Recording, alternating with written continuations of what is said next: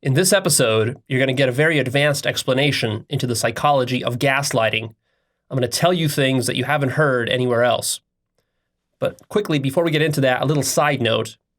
And as a side note, to the side note, I think in the past, what I've done with my episodes is that I just jumped straight into the topic, or I did a long introduction. And then at the very end of the episode, I would usually do some sort of like little additional point, a little tip or trick, or a little bit of a pointing out of a trap. I think what I need to do is start pointing out some of the traps early on in the episodes, because most people don't watch it to the end. So I'm going to sort of kind of like reverse the order here a little bit and give you a little tip.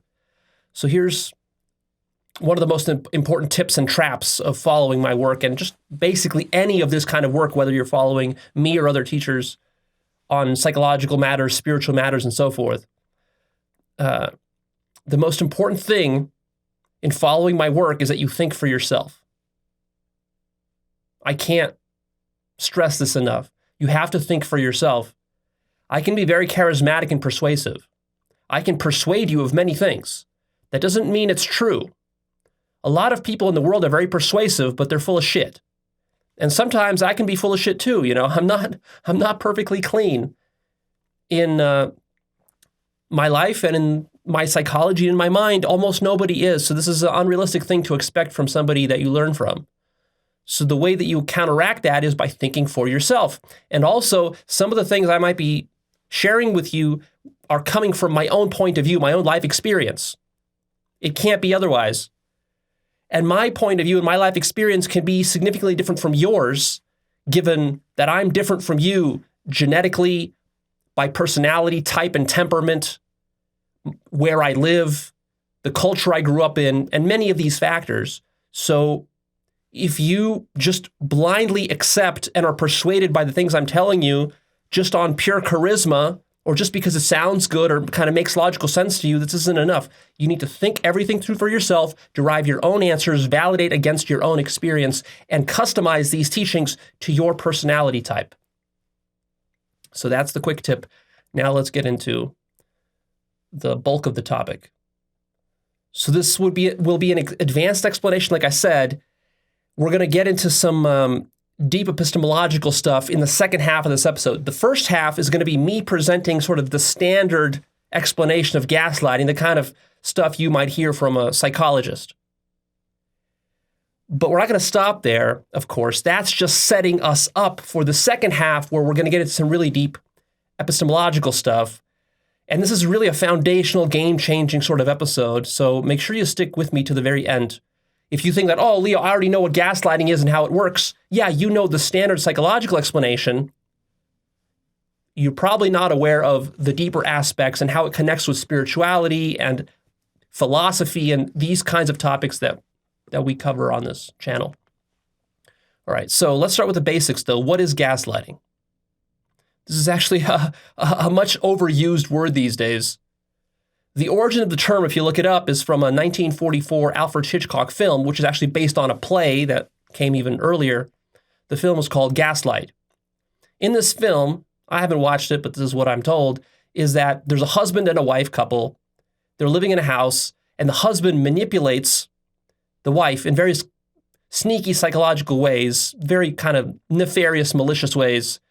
And there's literally a gas light in the house, and what he does when she leaves the room, he manipulates that light by dimming it or brightening it, and he's using this to manipulate his wife psychologically, because, you know, she comes back and he will tell her, she will say, oh, I thought the light was on, and he tells her, no, the light is off, or whatever, right? So he plays these tricks on her and causes her ultimately to lose her mind.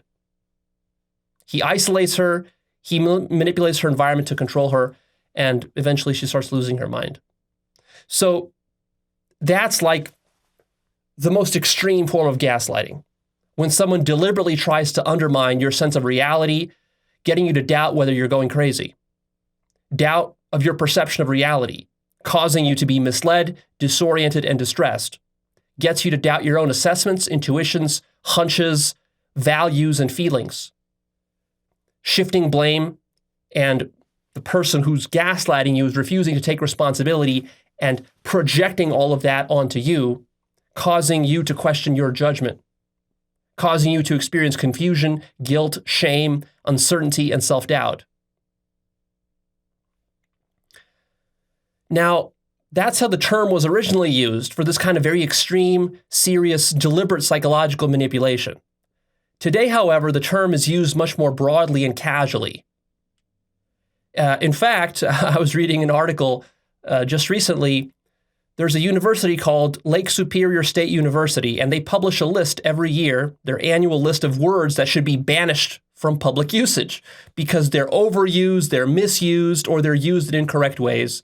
And this year, in 2023, they published their annual list, and guess what? Number 4 on their list was the term gaslighting. And the reason that is because usage of this term has gone from this sort of extreme, deliberate manipulation, which is almost at psychopathic levels. You know, very few people are going to manipulate you in this psychopathic way, as in that movie. But the term has now been applied to all sorts of other scenarios where it gets problematic, and we'll discuss that as we keep going.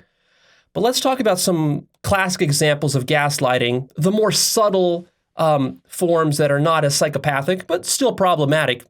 So really, true gaslighting tends to happen in toxic, abusive relationships when you are in a relationship with a spouse, girlfriend, boyfriend, family member, usually people that are close to you.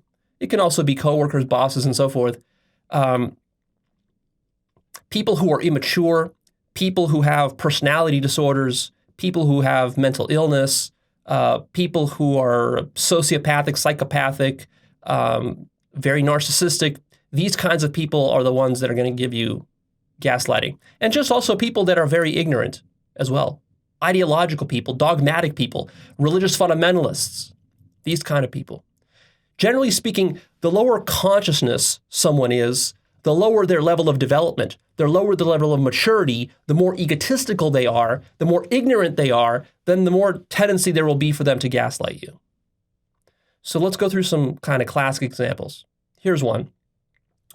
A woman suspects her boyfriend of cheating on her. So she brings that up to him. The boyfriend responds by accusing her of making things up and being paranoid. And he says things like, "Baby, you know I love you. You know I'd never hurt you." And then he starts suspecting her and accusing her of cheating on him. Maybe, he starts saying, "Oh, who are you texting?" and this kind of stuff. This makes her start to feel guilty. She starts to doubt herself. And he's doing this to deflect, of course, and to hide the fact that he actually is cheating on her. So this would be the classic example. And then actually, by doing this, he manipulates her into apologizing to him for doubting him and being suspicious of him, when in fact, she was right to be suspicious because he was doing suspicious and shady things. But if his sense of reality is stronger than her sense of reality, if she's sort of weak, submissive, kind of a doormat, doesn't like confrontation, doesn't know how to set proper boundaries with people, then this kind of guy can run circles around her and manipulate her for years and drive her crazy. Another classic example is when something happened to you and you clearly remember how it happened to you and that it happened, but then someone tries to convince you that it didn't actually happen. And they gaslight you with phrases such as, "Oh, you just have bad memory." Or it's like, "Oh, maybe you're going senile. Maybe you're developing schizophrenia. How could you forget that thing happened?" Like this. And it's also the tone they take. When they take this tone of like, "Well, obviously you're wrong." It's like, how could you even bring it up to me that this thing happened when it didn't really happen? You're just making things up. This kind of attitude. Another classic example is denying physical abuse when it actually happened. So a lot of times physically abusive people, they might abuse you in a fit of rage, for example. A boyfriend might abuse his girlfriend. And then the next day, when the girlfriend tries to confront him about it, right, because this can't go on, it's unsustainable, the boyfriend, of course, will rationalize, and because he doesn't want to face the fact that he's abusive, this abusive, toxic monster, he has to blame her in some way. And the ego mind is brilliant at coming up with rationalizations and excuses and shifting blame onto other people. So, of course, he's going to blame her for the abuse he gave her. And he might say things like, "You made me do this. It's the way you were acting. You were being hysterical," or whatever. And then that made me lose my temper, but it's really your fault. Classic form of gaslighting. Here's another classic example is at work. Let's say you're working on a team, small team of 10 people. Maybe you're the hardest worker there on this project. After some months, the project is finished, but then your boss takes credit for all the hard work you did with the higher ups and management and so forth. Of course, this upsets you. The next day you confront your boss and you say, "Well, I worked the most on this project. I worked overtime, and then I found out you took all the credit." And the boss says, "Why are you making such a big deal out of this? After all, this is a team. It's a team effort. We're all on the same team here." Like that. And then he makes you feel guilty for even daring to bring up that he took the credit. But of course, if this is all a team and this is a team effort, then why did he take all the credit, especially if you did most of the work on this team? The fact is that on a team, not everybody works the same amount. And then those who don't work that much, they like to take the credit from the people who work more. Right? So you're totally justified in setting this kind of boundary with the boss. If somebody's taking credit for your work, you should be upset about that, and you should confront them and tell them about your values and your boundary, and you want proper credit for the work you did, right? But of course, again, the ego mind of a person who's misbehaving or acting in unethical ways or egotistical ways will always rationalize to itself and then to others and project that blame back onto you, the victim in this case. And the less developed a mind is, the less conscious a mind is, the more it will tend to do this because it's simply not aware of the way that it's behaving. It's fooling itself, and then it's projecting that deception onto the whole world. In a sense, this is not anything personal. It's not really about you, and it's not even about that person. It's a deeper dynamic of just how the mind works in general that you need to start to appreciate. There's also the possibility of collective gaslighting. Now, this is interesting. So the examples we just used these were individual examples, but a collective example of gaslighting is as follows. Many conservative white people in America like to tell black people things such as, "Oh, you're complaining about systemic racism? Racism no longer exists. We had the Civil Rights Act passed in the 1960s, and that solved all of our problems. There's no such thing as systemic racism anymore. And after all, Martin Luther King, I believe in what Martin Luther King said. And Martin Luther King said that I have a dream that all people will be judged by the content of their character and not by the color of their skin." And here you are, you black people, you keep yelling about how racist everything is. And you're talking about race all the time. So actually, you're the racist. Reverse racism is the real racism. This is what conservatives like to do in America. It's the worst, most appalling form of gaslighting. And the reason they do this kind of gaslighting is, of course, because systemic racism does exist. We can argue about to what degrees and how much and where in different parts of the government and so forth. But obviously, systemic racism does exist. Obviously, it was not simply fixed by passing some Civil Rights Act in the 1960s. There are many, many examples of it if you dare to go and research them. But of course, the problem is that for many white conservatives, it's not convenient to go and research that stuff because it makes the white conservative part of the country look very bad, portrays it in an ugly light. So what the ego mind does, rather than confronting that and dealing with the emotional pain of that, like, I'm part of the system, maybe you're actually part of the systemic racism. You don't want to admit it to yourself because, if you've lived for 40 years part of a systemically racist system, that, legal system, criminal system, whatever, admitting that to yourself that you were a part of that, that's very difficult. Makes you look bad.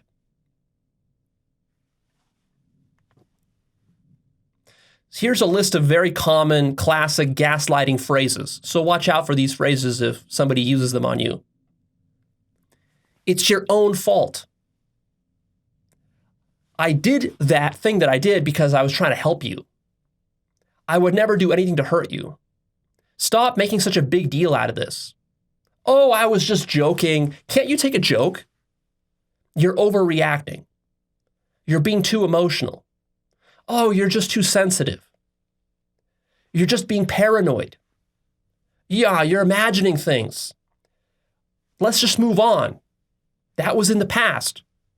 We're already, beyond that now. That never happened. You're remembering things wrong. Something is wrong with you. Stop being crazy. You made me do this. You're being selfish and you're being biased. Now, you have to be careful here because it's not always the case that when you suspect someone of gaslighting you, that means they're gaslighting you. And it's not always the case that just because they use one of these phrases that it means that they're gaslighting you. Sometimes someone will tell you that you're wrong because you're actually wrong. Remember, you too have an ego mind, and you too probably don't have a very high level of consciousness, a very high level of development. Therefore, it's not just the case that other people are out to get you, so to speak, with these kinds of psychological manipulation tactics. You're also psychologically manipulating other people all the time and yourself. So sometimes when someone tells you, oh, you're just imagining things, they might be correct. You're just imagining things. That's also possible, right? So you have to consider both sides of the equation here. It's not as simple as there's the abuser and then there's the victim. And it's all the abuser's fault, and the victim is correct about all of his or her assessments of the abuse.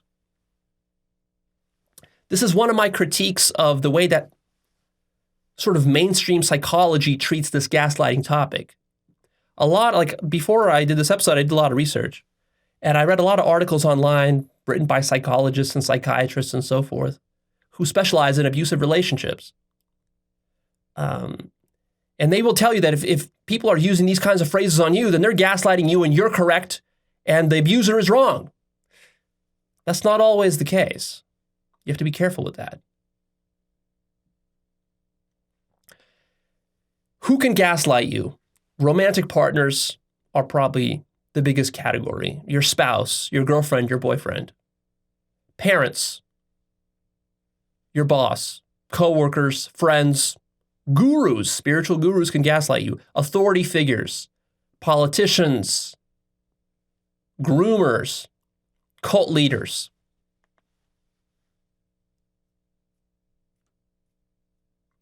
Psychologists will tell you that if you feel gaslit, then you're always right and that it's not your fault. It's more complicated than that. Genuine intentional gaslighting is actually pretty rare. It's the act of a sociopath or a psychopath, which is like less than 5% of the population. However, if you are truly in a dysfunctional relationship with a narcissist, a sociopath, a psychopath, a criminal, a drug addict, or other kinds of low integrity characters, then you got to be honest with yourself about that, because these kinds of people will gaslight you seriously. And these are the situations that you simply have to leave. You can't repair these kinds of relationships. Such people are toxically manipulative, and you're not going to change these people. These people are not interested in changing. And even if they get interested in it, it'll take them years and decades to truly change, and you don't want to stick around for that.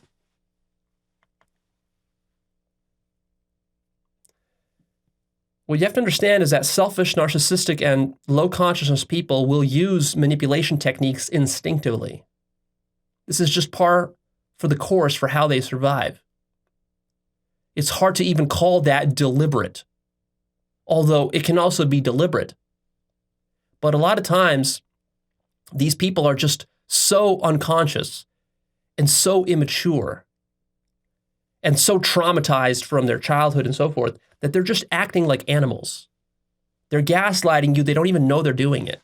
Although, of course, some of them can be kind of Machiavellian and do it as well. So in this first half of this episode, before we get into the more complicated stuff, I want to make sure that those of you listening who are truly finding themselves in a abusive, toxic relationship, that we get you a practical solution. Because, see, once I start to go into the philosophy, the metaphysics of gaslighting and the epistemology, it's going to get kind of technical. And then at the end of it, you might be like, well, what do I do? And maybe you're like a housewife who's getting emotionally and physically abused every night by her alcoholic, psychopathic boyfriend. You don't need a lot of advanced philosophy. That's just going to trip you up.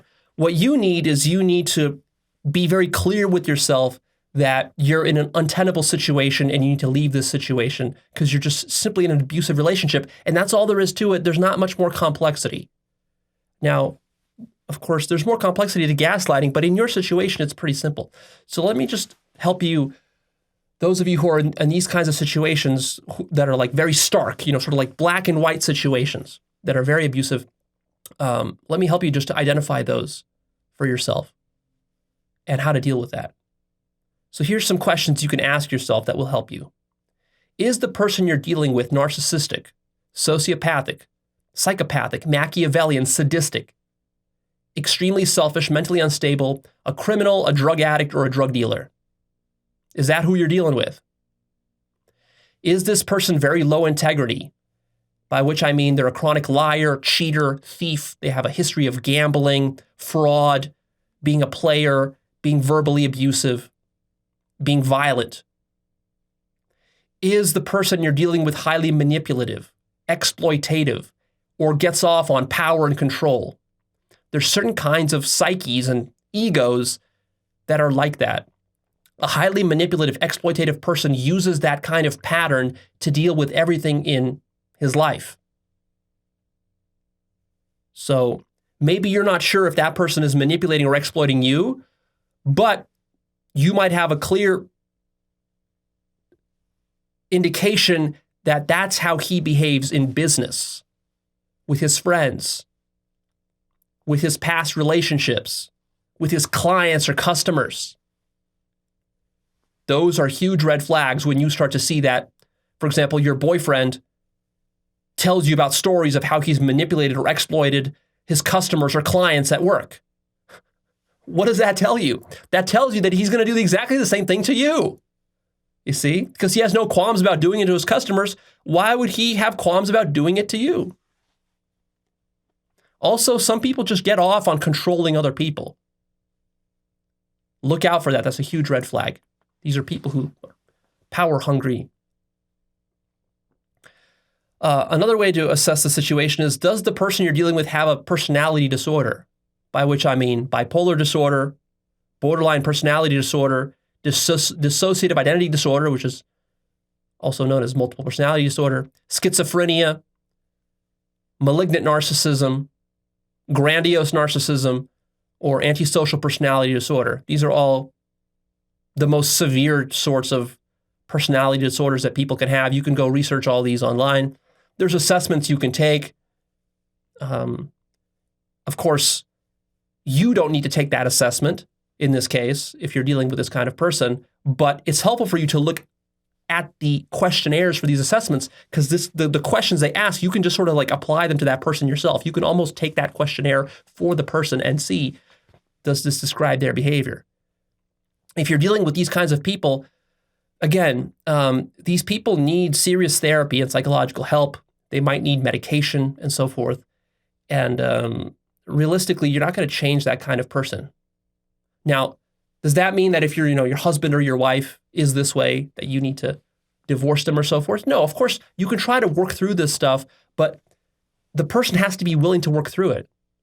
It's fine if somebody has a mental illness. I'm not trying to demonize people with mental illnesses, but they have to be willing to work on that kind of stuff. And you have to understand that that's like a whole ordeal you're going through with them, these kind of people can be energy vampires. They can rob you of a lot of your life energy. So you have to be very careful about whether you want to invest your energy into that. I mean, if you truly love your wife or your husband, sure, give it a try. Try to, work with them, maybe go to therapy with them, help them find the right medication and so forth, support them as much as you can, but also understand that a lot of times these people are just very toxic people. They're very hard to help, and you might just need to cut them off at some point. So be careful. Be careful with idiot compassion, as I call it, with these kinds of people. You need to draw very strong boundaries around these kinds of people because they will just keep pushing and pushing and pushing on your boundaries because they have none of their own. They don't know how to control themselves. Is the person you're dealing with on mental medications like antipsychotics and antidepressants? That's a huge red flag right there. A lot of times those medications don't work properly, or it's the wrong medication, or there's side effects and so forth. So you got to take that into account. And also you got to take into account if they're not on these medications, should they be? Kanye West is a great example of this. He should be on medication. He's not on medication. He goes on and does these racist rants and so forth. And he's just this malignant sort of grandiose narcissist, and has bipolar disorder or whatever he has. Yeah, it's going to be very difficult to be in a relationship with that kind of person. He doesn't understand boundaries. Does the person you're dealing with have a history of many broken relationships? That's a huge red flag. A history of physical abuse and violence. Does this person get into fights? That's a huge red flag. Does this person do love bombing? Love bombing is when the person just showers you with excessive praise and compliments and gifts and just makes you feel super loved.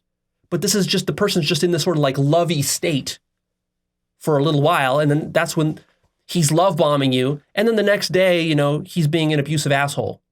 And then it kind of like, it's back and forth, back and forth.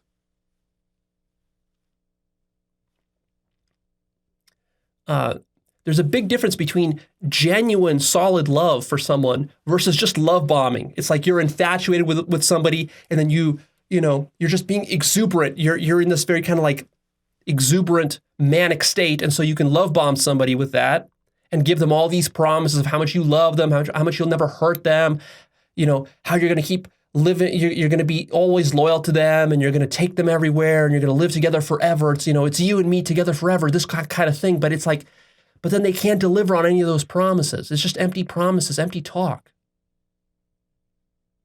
When you say, I love you to somebody, I actually say that pretty rarely.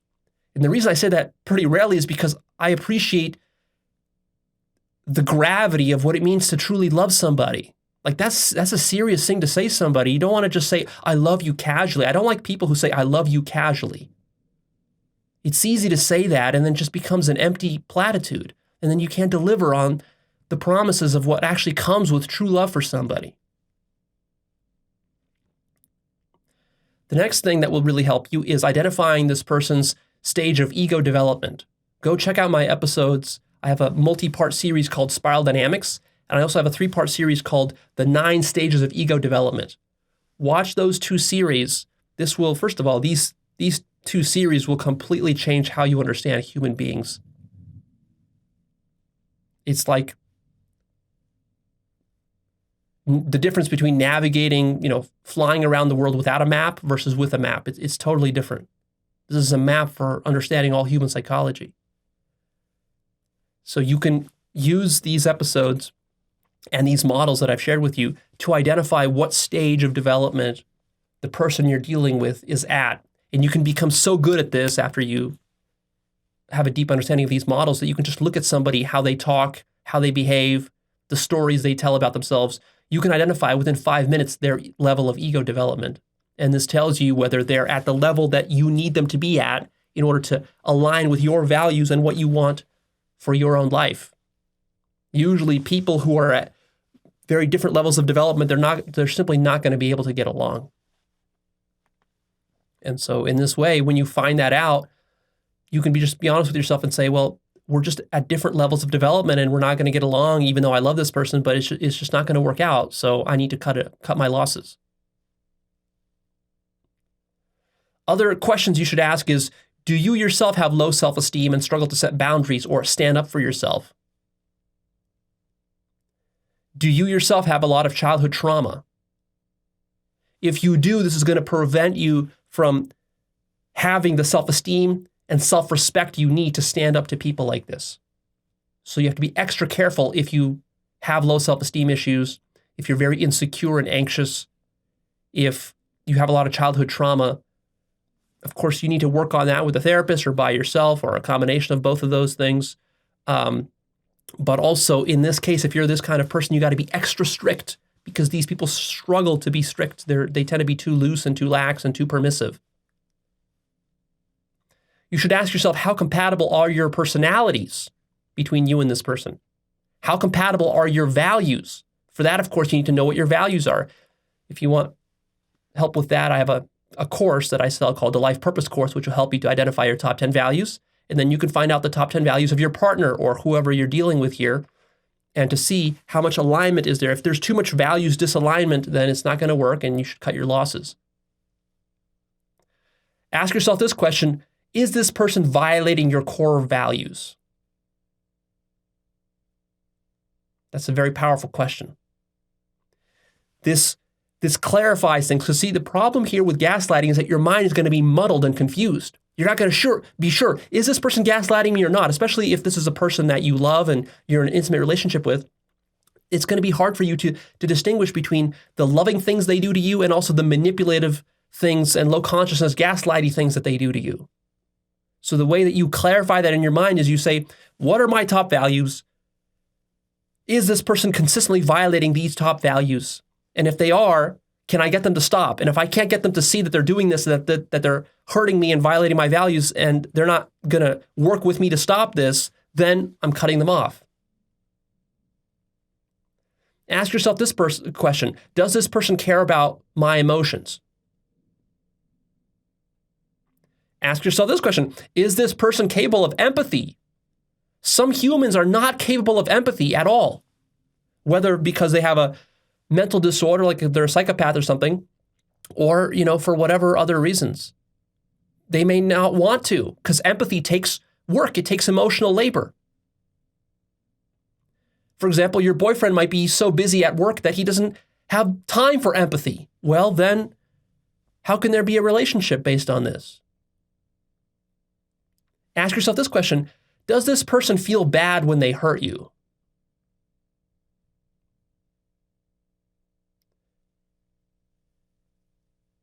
The reality is that it's hard to get into a relationship with somebody who's perfect. That's never going to happen. People will accidentally hurt you. People make mistakes. People have egos and so forth. This is going to happen, and you're going to hurt people too.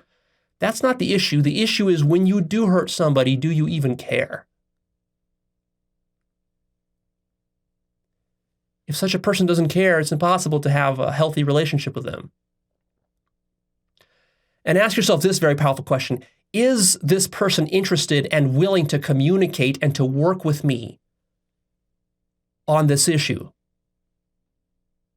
Because you might try to bring it up and the person just yells at you and storms out of the room. Well, that's an insolvable situation.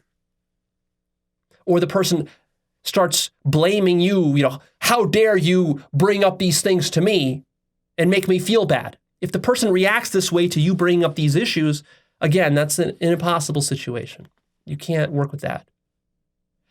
And here's the final question. Fundamentally, does this person respect you? That's a key question. Some people just don't respect other people fundamentally. Your boyfriend simply might not respect you at a core level. And then it can't work at that point. So my advice to you is that if you think you're being emotionally manipulated by one of these kinds of toxic, low consciousness people, go read some basic psychology articles online about gaslighting. And specifically what you want is go into Google and type in something like examples of gaslighting. And then you will have hundreds of examples. Then you want to read through all the examples. Forget the theory. You don't need any more theory. Just read through the examples of gaslighting and see how closely does that match up to what's happening in your life. This will clarify a lot of things for you. Now, let me tell you how to speak to a gaslighter? Let's say you do have a gaslighting person in your life. How do you speak to them? Well, first thing is that you want to maintain your cool. You don't want to speak to them out of anger. If you're going to be yelling at them and blaming them, how dare you gaslight me like this sort of scolding tone, this is not going to be productive. Because, of course, they're going to get defensive and they're going to yell back at you and blame you. You're going to blame them. They're going to blame you, and it's going to turn into a fight. And then a real communication is not going to happen. What needs to happen is a conscious communication. I'm going to have an episode in the future that I've been promising for a while now on conscious communication that will teach you more of this. But here's a little quick lesson, some questions you can ask to communicate with these people. So in a calm way, you want to ask some penetrating questions to this person or make some statements to them as well. So here you will tell them the following. I feel like you are not taking my perspective seriously. I'd like you to take my perspective more seriously.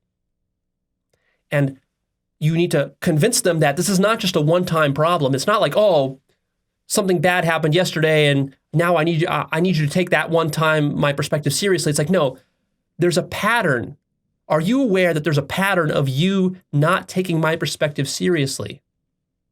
When you do that, it feels like you're disrespecting me. And if you keep doing that consistently, we cannot have a healthy relationship together, and then our relationship has to end. This is what you need to tell to one of these kinds of people. And then after you say that, then you shut up and you listen to how they respond. Do they respond in an angry way?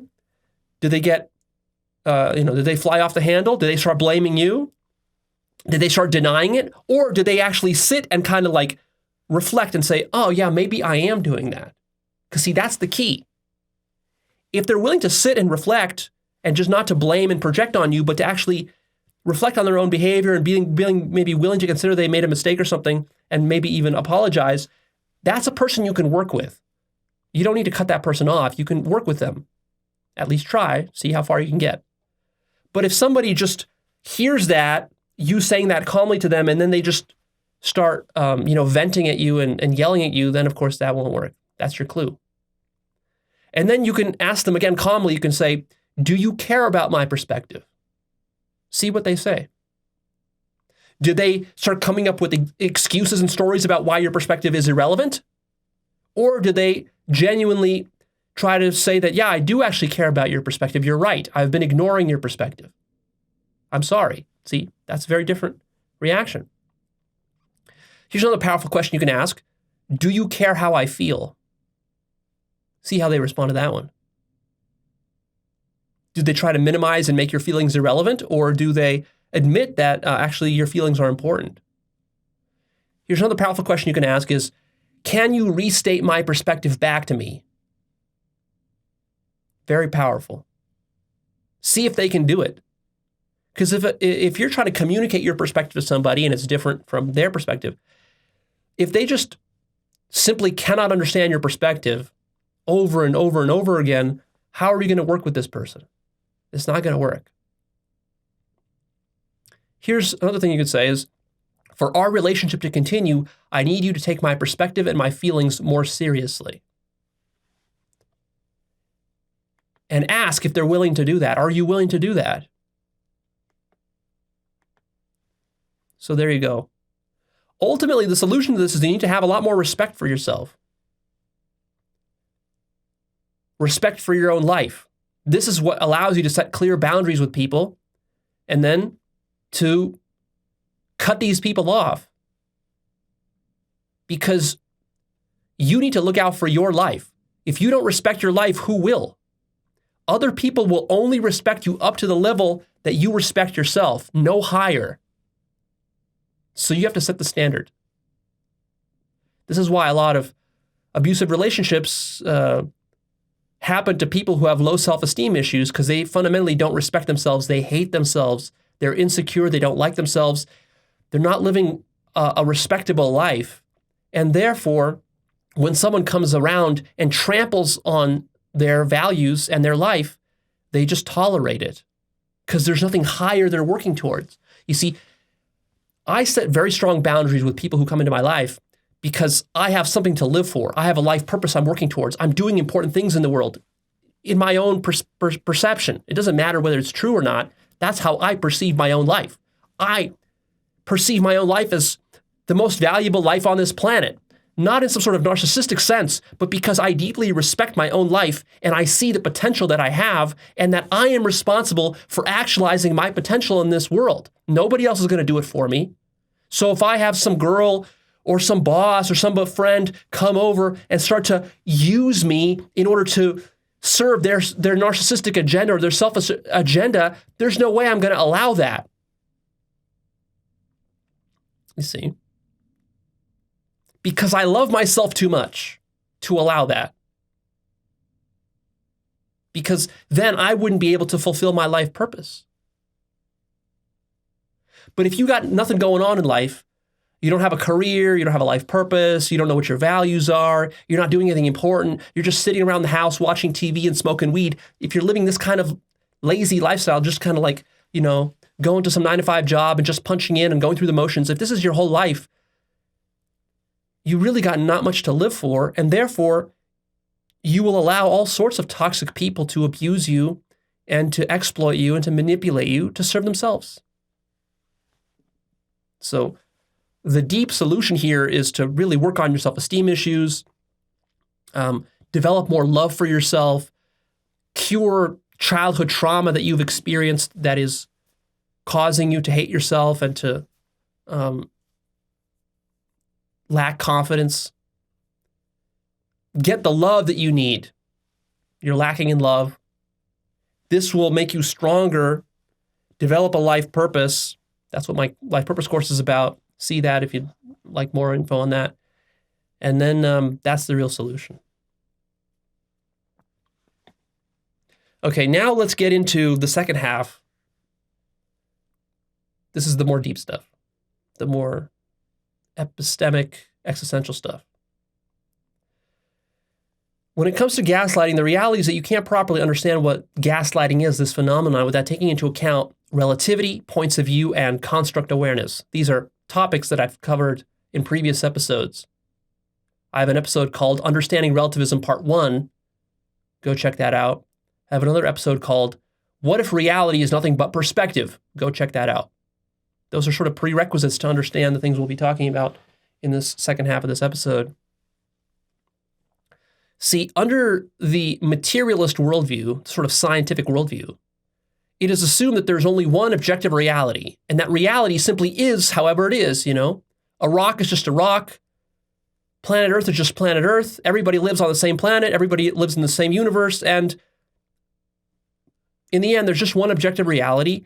And that is the reality that you can get gaslit about. If I see a rock, or let's put it this way, if you see a rock and then I tell you that that rock isn't real or doesn't exist, then I'm gaslighting you because in reality there's a rock there and I'm just not acknowledging it.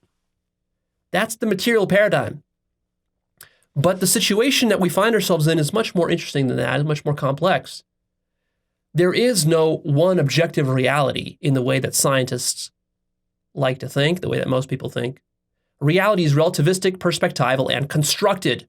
Most of the things that we think we know about the world are constructs of our own minds. Very, very deep constructs. We're not aware of how we made these constructs, but as you do this work, you become more construct aware of how your mind constructs things and how other people's minds construct things.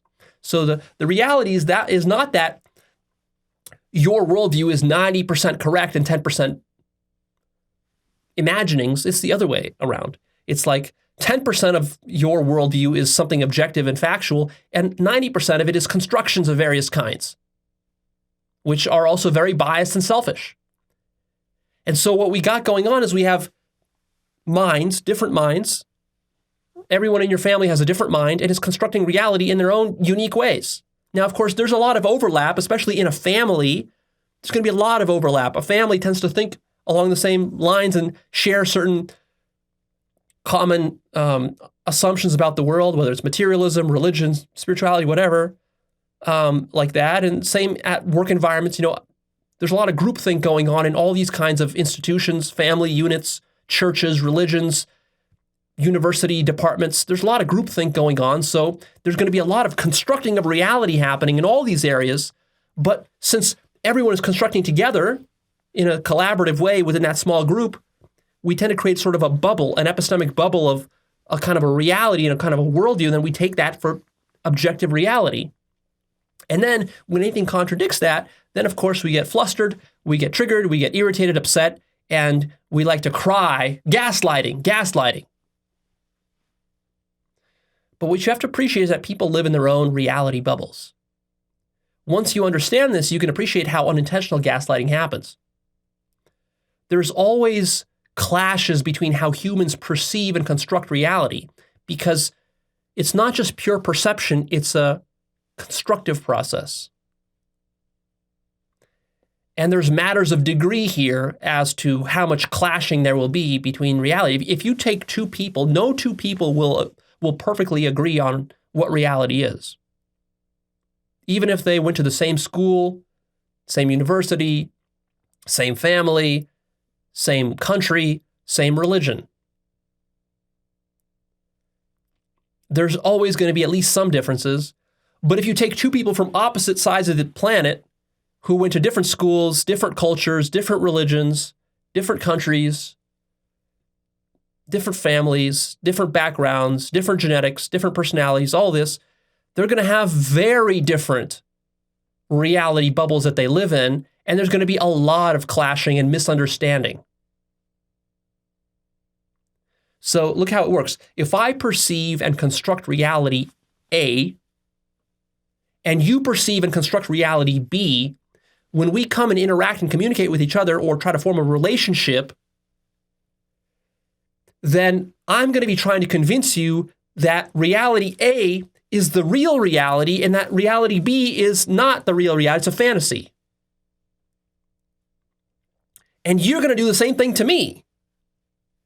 And when this happens, we're both going to think that the other one is gaslighting the other one. See? This is not something that we are doing intentionally. It's not like I'm intentionally trying to undermine your reality, unless I have some kind of disorder where I'm trying to manipulate you. But in most cases, humans are not trying to manipulate and gaslight in the sense of, how that guy was doing it in the movie. In this kind of malicious, nefarious way. It's a more innocent gaslighting simply because you're locked into a bubble of your own reality and you don't have enough epistemic meta perspective to see that your perspective is just one perspective. The other person has their own perspective. Your perspective is biased. Their perspective is biased. And none of these perspectives are objective truth in any way. There's a lot of constructed stuff there. And so there's going to be this kind of clashing. You see. I would say that 95% of human conflict is just failure to understand perspectival differences in relativity. What I'm talking about here is relativity. When I say relativity, I'm not talking about Einstein's theory of relativity. I'm talking about a much more fundamental notion. Go see my episode, Understanding What is Relativism, Part 1. So most gaslighting is unintentional and is really just a clashing of points of view, perspectives, worldviews, and ego. There's a battle to determine whose assessment of a relationship or a situation is correct. See, if I'm in an intimate relationship with a partner, with a girl, I have my own views about our relationship. She has her views about our relationship because I'm living in my reality bubble. She's living in her reality bubble. And when I'm assessing our relationship, I'm doing it from my reality bubble, obviously. And she's doing it from her reality bubble. And if we're very different people with very different values and very different personality types and very different reality bubbles, we're going to have different assessments of what's happening in our relationship. Whose assessment is correct? Well, it's not so simple. It's not that simple. It's not that black and white. The reality is that we're probably both making up a lot of stuff. We're both probably acting out of ego. We're both manipulating in subtle ways. We're both playing various kinds of games. We're both trying to survive in the ways that we need. However, be careful that when I say that, I'm not making a false equivalence. I'm not saying that everybody in this kind of relationship situation, that both sides are equally guilty or equally wrong or equally deluded. It's very possible that your girlfriend is very delusional or mentally ill or is truly gaslighting you. That's possible. However, you have to be very suspicious that if you're blaming everything, all the problems in a relationship on the other person, you have to be suspicious about that. Because, of course, that's the most obvious, easy thing to do, is just to blame somebody else for it. So you do have to be able to reflect on whether you're guilty. And the reality is that you will be guilty to some degree, but you could be dealing with just a person who has low level of ego development, low level of consciousness, and they're more guilty than you are. In the case of unintentional gaslighting, the gaslighter is just acting instinctively and habitually to defend their survival and their view of reality. The ego is always spinning rationalizations and narratives. This idea that it's only the gaslighter, the abuser who's manipulating and coming up with excuses and rationalizations, this isn't the case. You're also doing it. The victim is also doing it, just in a victim way. There's rationalizations and narratives and constructs that a victim will create, and then there's ones that an abuser will create. There's ways that the abuser manipulates, and then there's ways the victim manipulates. So watch out for that. The ego mind uses defense mechanisms such as blame, playing victim, avoiding responsibility, justification, denial, projection, cherry-picking evidence. It will use these to defend itself, to defend its reality bubble. So when most people accuse someone of gaslighting, what they really mean is, you're undermining my reality, and that makes you a bad person.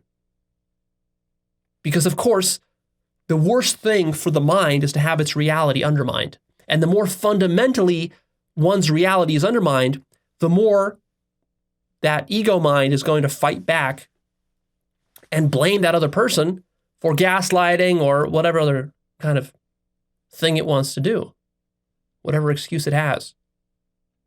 But you have to remember that everyone has their own sense of reality. And really, this is matters of degree here. Matters of degree. It's not so black and white to say that, oh, this person is a gaslighter and that person is not a gaslighter. It's not so clear. I'll give you an example of this. Here's an example of what I call my double gaslighting story. All right. So I started dating a girl, very spiritual girl, very conscious, self-aware girl. Not one of these kind of like toxic girls. Very high quality girl, but she had a unique psychology and different way of perceiving reality. She was, we might say, neurodivergent. That's what they call it in the psychological field. Anyways, I found out as we were dating, I found out more about her backstory, about her childhood and so forth. It turned out that her parents undermined her reality her entire life because she didn't experience reality like they did. She was in different states of consciousness. She had various kinds of mystical experiences and so forth, which just didn't jive with the way her parents were. Her parents were just more sort of like basic materialistic type of people. Then as we dated and we talked, she started getting annoyed with me for questioning and poking fun at her way of seeing the world. You know, I am guilty of teasing girls a lot, sort of a bad habit I picked up from doing a lot of pickup. And so I can go overboard with teasing girls. And so anyways, I started kind of like poking fun at her and teasing her worldview. She had a lot of very new agey ideas, and I kind of poked fun at those. And after a while, she got annoyed by this. Because what happened was that in her mind, from her perspective, I was falling into sort of the same frame as the way her parents treated her entire childhood. And she had to break free of that. And now she was with me, and, you know, I'm poking fun at her. Now she's feeling I'm undermining her reality. I'm invalidating her reality. And she was a somewhat insecure girl, and she needed me to validate her reality. Of course, most girls are insecure, so that's nothing extraordinary there. And she needed me to validate her reality. But of course, I have my own biases, and one of the things that I do with all of my work, how did I get to where I am today? It's by questioning everything. It's by not taking things that humans say too seriously, not taking humans' ideas of reality seriously. My whole thing is invalidating reality. That's what I've been doing my whole life, right? So this is sort of like something I do habitually, is just invalidate people's realities, because I invalidate also my own reality too. I question reality. And of course, I enjoy doing that, but that doesn't mean that most people are comfortable with that. And of course, in an intimate relationship, it can be especially problematic.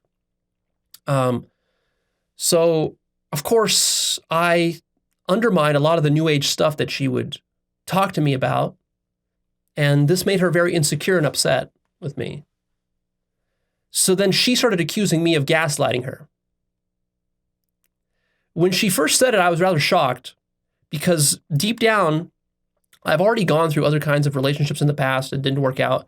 So I have kind of an idea of how I behave in a relationship. And I can tell, like in certain relationships, like it's super easy. Other relationships are just grinding and difficult and just they don't work. And so I can already tell that this relationship is going to the not working territory. It's not easy and effortless the way that I know it should be. And deep down, I already know from past investigations into myself that I'm not an abusive or an emotionally manipulative person. So I would never gaslight a girlfriend intentionally. I'm too conscious to do that. Now, of course, you might say, well, Leo, but you could be gaslighting her unintentionally. And that's true. That is possible. But also, again, you have to be very careful of like how you're using that term gaslighting. If you're using that term too loosely, it's going to create problems, which it did for us. So she started to accuse me of gaslighting her so much that eventually what happened is that I actually started to think to myself, wait a minute, maybe I am gaslighting her. Because look, if you're a conscious person and someone says you're gaslighting them, you don't just deny it. You actually consider it as a serious possibility. So I started thinking, well, maybe I am, maybe I'm being a little too harsh, maybe I'm being a little too critical, so forth. I can tend to be that way. I'm a perfectionist. That is a flaw I have. So I started thinking about that. But then she started saying it more and more and more. And she started even accusing me of misremembering our conversations.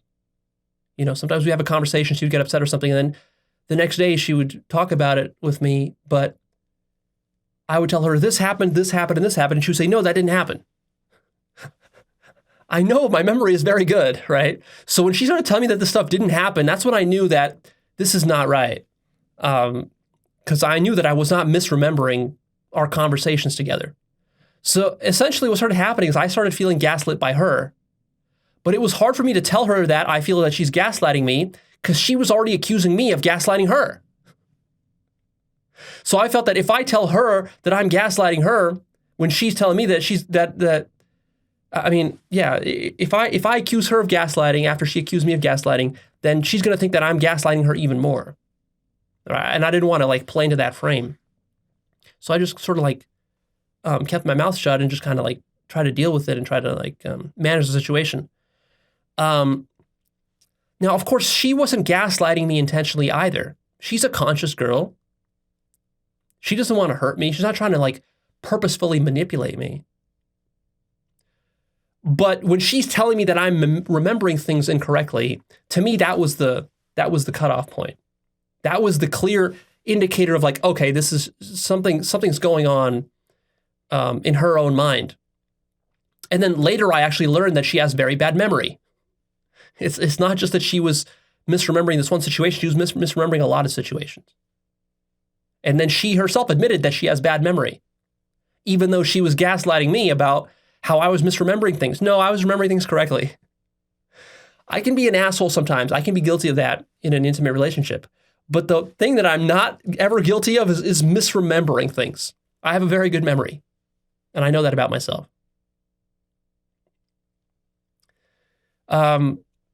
Interestingly enough, this girl was very into Teal Swan's work. She was also into my work, but she was more into Teal Swan's work. Teal Swan talks a lot about this kind of stuff. So anyways, eventually we had a fight we kept up having multiple fights, and it just wasn't working out. And eventually we broke up.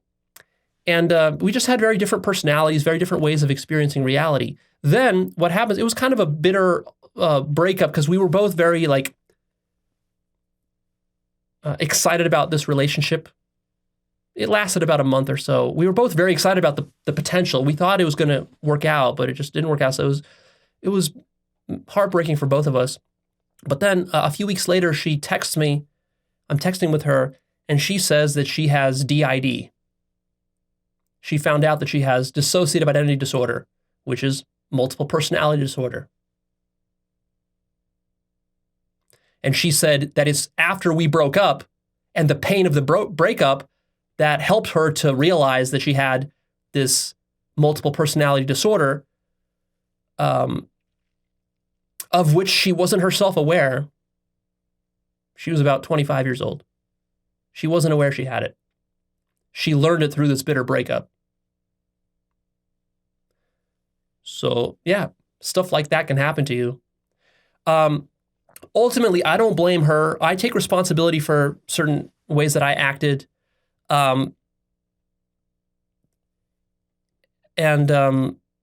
Ultimately, the conclusion was that we simply had very different ways of experiencing reality. A person with multiple personality disorder experiences reality very differently from normal people or from the way that I do. And now it's extremely clear what happened in her childhood. In her childhood, because she had this multiple personality disorder, she experienced reality very differently than her parents. So of course, in effect, her parents gaslit her entire childhood, and this just made the situation even worse. You see, a person with multiple personality disorder, it's very difficult for them to have one sense of reality because they're switching from one personality into the other one throughout the day, throughout the week. And so literally, they don't have a stable sense of reality. And so one of the things they need is they need others to help them to validate their reality so that they don't think they're losing their minds. And that just wasn't a good fit for me and the way that I live my life because I question reality all the time. I'm all about deconstructing reality, but for somebody with multiple personality disorder, that's not going to fit very well. You see? So I don't blame this girl for, for accusing me of gaslighting and so forth. It really was a clash of worldviews more than it was gaslighting. And the reason I bring up this example is because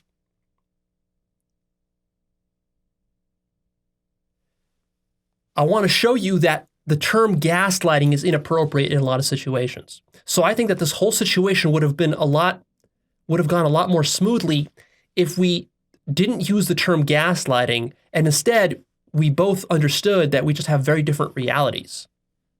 We have different ways of seeing the world, and that's clashing and it's incompatible. That's what really happened, not gaslighting. So that term was misapplied in this situation. Because see, one of the things is that when you accuse someone of gaslighting, that's a rather serious accusation. At least that's how I interpreted it when, if somebody accused me of gaslighting, in my mind, what I think is that that person thinks I'm deliberately manipulating them, which I would never do. I'm not that kind of person. So to me, that's insulting. And then that makes me defensive. Then I have to defend against that. And it gets into this kind of adversarial relationship. It just pours fuel on the fire. It doesn't help to resolve the situation. The way we ultimately, we didn't have a super bitter breakup. We still talked and so forth. We were on good terms after the breakup even. And the reason we were able to do that is we had some deep communications. Before we broke up, we had some deep communications and we cleared up this thing about gaslighting. And I was basically able to convince her that what's going on here is not gaslighting. It's that we have very different perspectives on reality. You're very feminine. I'm very masculine. I deconstruct reality. You have, your way of seeing reality.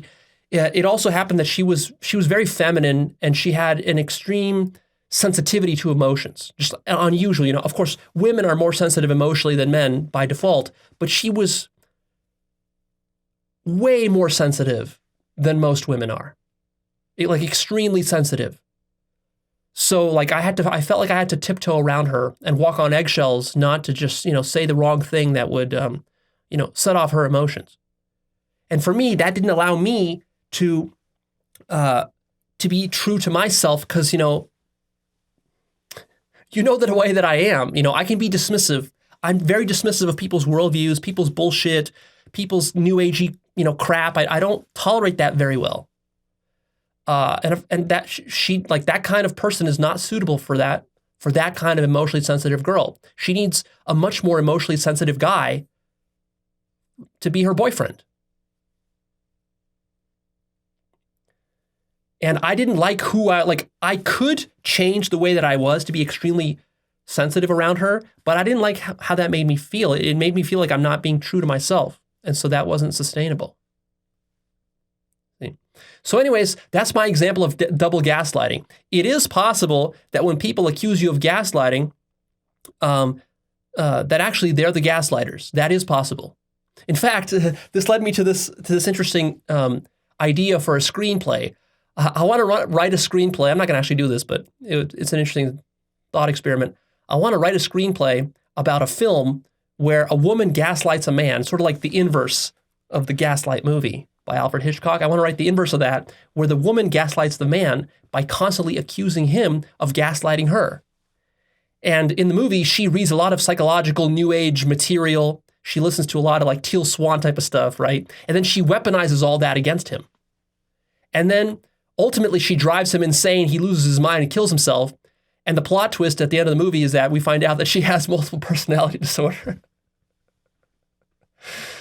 That would be an interesting twist on this whole gaslighting business. So watch out. Gaslighting is more complicated than you think it is. I've had many times where people accuse me of gaslighting them where I feel like actually they're gaslighting me instead. So who's right? Well, of course it's relative. It's relative. Maybe there's not a clear answer as to who's right. Or maybe there is. Maybe one of us is right and one of us is wrong and one of us is delusional. So the bottom of the line is if you're dealing with a normal person, a decent person, like this girl was a decent person. She wasn't normal mentally, but she was a decent, kind-hearted person. I knew she would never steal from me, cheat on me, manipulate me, exploit me, this kind of stuff, right? I also would never really do that to a girl. So if you have two decent people, I recommend you don't use the label gaslighting when you're having a conflict. This will make things more difficult for you. What I recommend is that you consider it as just a difference of perspective, relativity, and you try to really understand where the other person is coming from and have them understand where you're coming from. And the way you do that is you sit down and you do a deep conscious communication. By the way, this girl was very good at doing conscious communication. We had some deep, serious conscious communication sessions. So, of course, gaslighting doesn't only go one way. It's not the case that only others can gaslight you. It's also possible for you to gaslight others. So I want you, in the scope of this whole conversation, to consider, do I gaslight others? Consider that. Any conscious, developed, mature person has to, at one point or another in their life, stop and truly ask the question, do I manipulate others? Am I a narcissist? Am I toxic? Am I abusive? Am I deluded? Am I a gaslighter? These are possibilities. Again, gaslighting isn't like a binary. You either are a gaslighter or you aren't. There's degrees of it. Now, here's a general warning for you. If you are weak-willed, insecure, if you lack confidence, if you're a doormat, a pushover, a nice guy, a people pleaser, you will get gaslit a lot. And the reason that is because ignorant and unconscious people will gaslight you. Because the way ignorance and unconscious works is that it doesn't have enough awareness to see perspectival differences. Therefore, it's so self-absorbed in its own reality bubble that it's too ignorant to know anything else. and therefore it must, by necessity, gaslight others, unintentionally at the very least.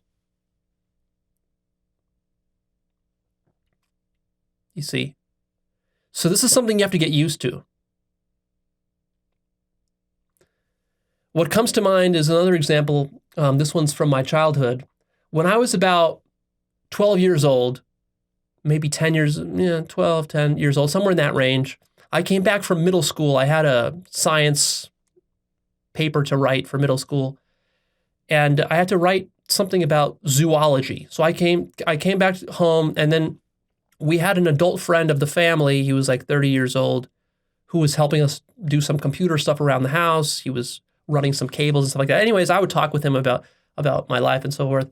And so I told him that I have this homework assignment I got to do about zoology. And he says, zoology? And he laughs and he's like, well, that's not a real thing. I'm like, what are you talking about? Zoology. It's the study of animals. He's like, no, that's a fake word. I'm like, what are you talking about? Zoology. I have a zoology assignment. He's like, no, that's a fake word. There's no such thing as zoology. Anyways, he was so convinced of himself that zoology was just a fake word. Apparently, in his mind, zoology, it's a funny looking word, so you might think it's kind of fake. But anyways, for a while there, for a few days, he convinced me that zoology wasn't a real thing. Of course it is. Zoology is the study of animals. But he was ignorant. See, this is what I mean by ignorance. When someone is ignorant of something, they don't know any better. This is otherwise known as, they call it the Dunning-Kruger effect. They don't know any better. So these fools will gaslight you and convince you of things such as that zoology isn't even a real science. You see? People with a strong sense of reality will tend to bulldoze those with a weak sense of reality. So you have to be very careful. A lot of ignorant people have very strong senses of reality. In fact, it tends to be the inverse of what you would expect. You would expect sort of like in a healthy world, in a reasonable world, people who are the most ignorant would be the most humble and have the weakest sense of reality. But that's not the case. People like that are the most arrogant. Religious fundamentalists come to mind. These religious fundamentalists are just ignorant as hell.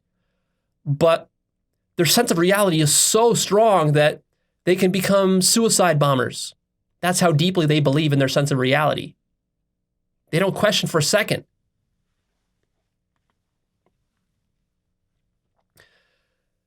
Here's another thing I'll warn you about, is that if you're a very emotionally sensitive person, and this is especially true of women because women just tend to be more emotionally sensitive, expect to feel gaslit a lot, especially from men. Now, I'm not blaming you for this. I'm not saying you're wrong for being sensitive. I'm not saying you should stop being sensitive. I'm just being realistic with you about how this works. There's nothing wrong with being a woman, being feminine, being sensitive. This is all beautiful stuff, but it does come with trade-offs and downsides. So you just have to, you have to compensate. You get certain pros and cons here. You get certain benefits for being an emotionally sensitive woman. You can have much deeper, more powerful orgasms. You can raise better children. You can experience a lot of pleasures and joys that, might fall on deaf ears, on a callous man's mind or something like that. But there's also downsides that come with this. See, by default, men are more callous than women. They're less sensitive. They're less feely than women. And so if you're in a relationship with this kind of man, which of course tends to be the case, because if you're a very feminine woman, you tend to be the most attracted to very masculine men. But a very masculine man filled with testosterone, high levels of testosterone and so forth, with his square jaw and all this kind of stuff, he tends to be very callous, tends to lack empathy, tends to be insensitive, and will naturally dismiss many of your girly emotions. Now, does that mean that you're wrong and he's right? No. It just is what it is, and you got to find ways of dealing with this. And also, sometimes men are right for dismissing your emotions. A lot of times women are just so wrapped up in their emotions acting all feminine, stuff like that, getting dramatic, worrying about stuff, having anxiety, all this kind of stuff, the power of a man is to cut through that shit sometimes. That's what makes a man a powerful leader. And in fact, a very feminine woman appreciates that about a man. She can kind of wrap herself around the flagpole of the masculinity that a man provides. And that's grounding, right? That's called masculine containment. She needs that to some degree. So it's challenging because how do you provide masculine containment for a very feminine, dramatic woman who's wrapped up and lost in her emotions without gaslighting her and invalidating her whole emotional state, right? That's a very delicate balancing act. There's not a clear right and wrong answer for how to do this. Like, the man needs to be sensitive enough to the woman, but not so sensitive that he's so permissive that she gets to just, go crazy like just like a loose fire hose with emotions. That requires just a lot of experience. As a guy, the more experience you get with women, the better you get at that. And as you're practicing that, sometimes you can come off too callous and you can hurt her feelings like that. And you have to be sensitive to that also. But also, you don't want to be like this pushover guy that just accepts everything she's doing and all her, she can have delusions. And you don't want to accept all of her delusions too, right? A lot of people have extremely deluded, self-deceived senses of reality and reality bubbles. And for me, I'm so conscious of how all that works that for me, one of my challenges is that I tend to be a little too callous, too brusque, and it can be hurtful for other people to be around me because I will cut through their bullshit viciously. So I have to dial back like my communications with people, because otherwise I'll traumatize them emotionally by invalidating their entire realities. I'm getting better at that though. By which I mean I'm getting better at being socially calibrated enough that I don't, hurt people's emotions too much. But then again, sometimes, if I'm teaching or something, I don't care about your fucking emotions. I want to teach you the truth and I want to cut through your shit. And then doing that is painful. But see, I can't take that same attitude and just apply it to an intimate relationship of mine. I can't just treat the girl as my student. I have to be much more accommodating in that situation. Another warning for you is that if you have a mental disorder or you're neurodivergent, expect to feel gaslit a lot. Because you simply live in a radically different reality than most humans. See, the extent to which you feel gaslit is going to depend on how much you conform to the society and environment that you're in. If you behave like all of your friends behave, then people are going to praise you, people are going to love you, and people are not going to gaslight you very much. But if you start behaving in very different ways, you start to go down the sort of new agey rabbit hole and you start to have mystical experiences and this and that, and you have autism or you have ADHD or you have Asperger's or any of these kinds of and other conditions, you literally perceive reality and interpret reality in a different way because your mind and brain are wired in different ways.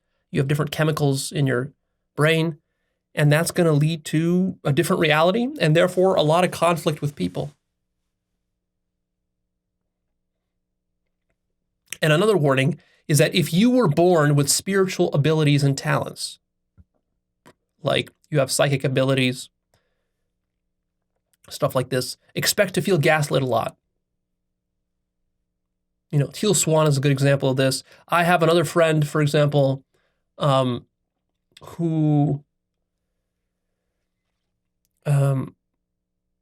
claims to have been born awakened. He's very neurodivergent, has mystical experiences all the time. It's like he's on psychedelics all the time naturally. And he was this way since he was a kid. He tells me, for example, that when he was a kid, he would see goblins, elves.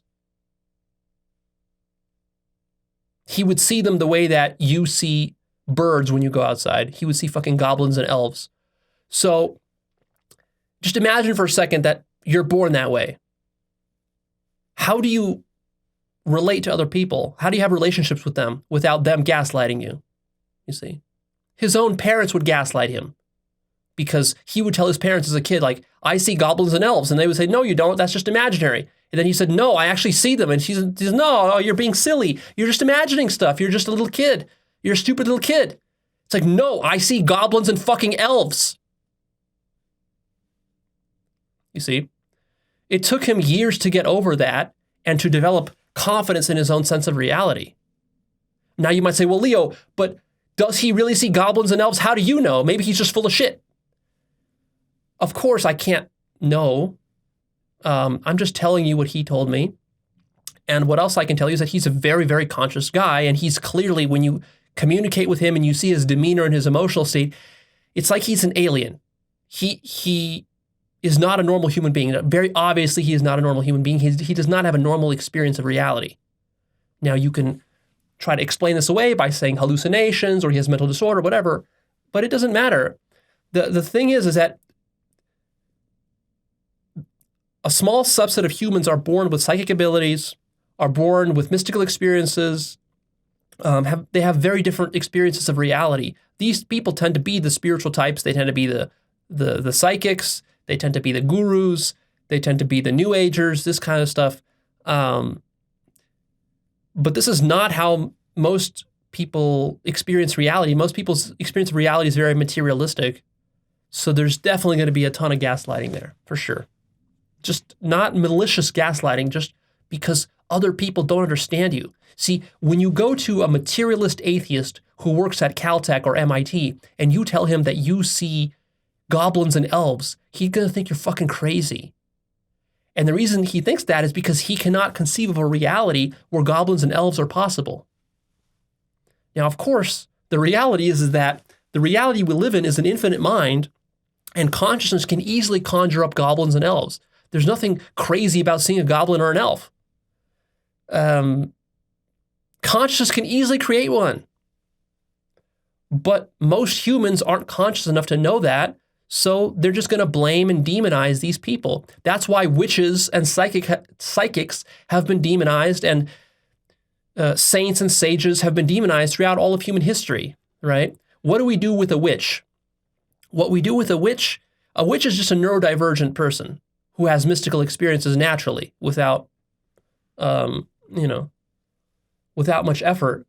But what mainstream society does with witches is we don't want to admit that witches are possible. We don't want to admit that the witch could actually be experiencing some dimensions of reality that we don't experience, so instead we just burn them at the stake. Or we say witchcraft is just bullshit. It doesn't really exist. These people are just deluded. See? This is Self-Deception 101. Go check out my 3-part series called Self-Deception Mechanisms, Part 1, Part 2, Part 3.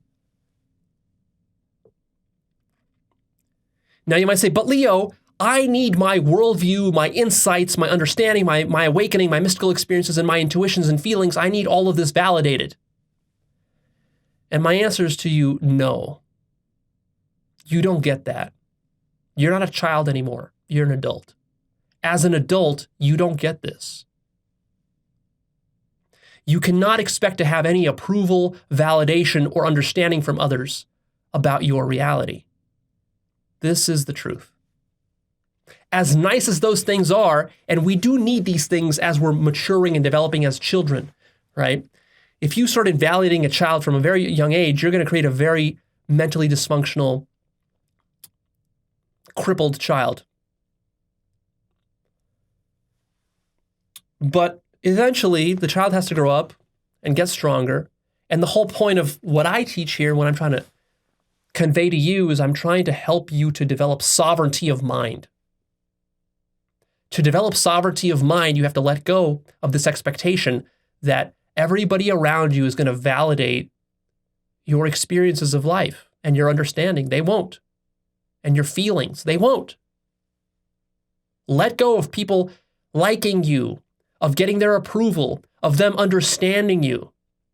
Ground yourself instead in your own consciousness, your own understanding of yourself and your truth and your experience of reality. This is the ultimate solution here. Here's the real gold of this episode. You need to develop confidence in your perception and understanding of reality and self, especially if you want to go deep in this spiritual work that I teach.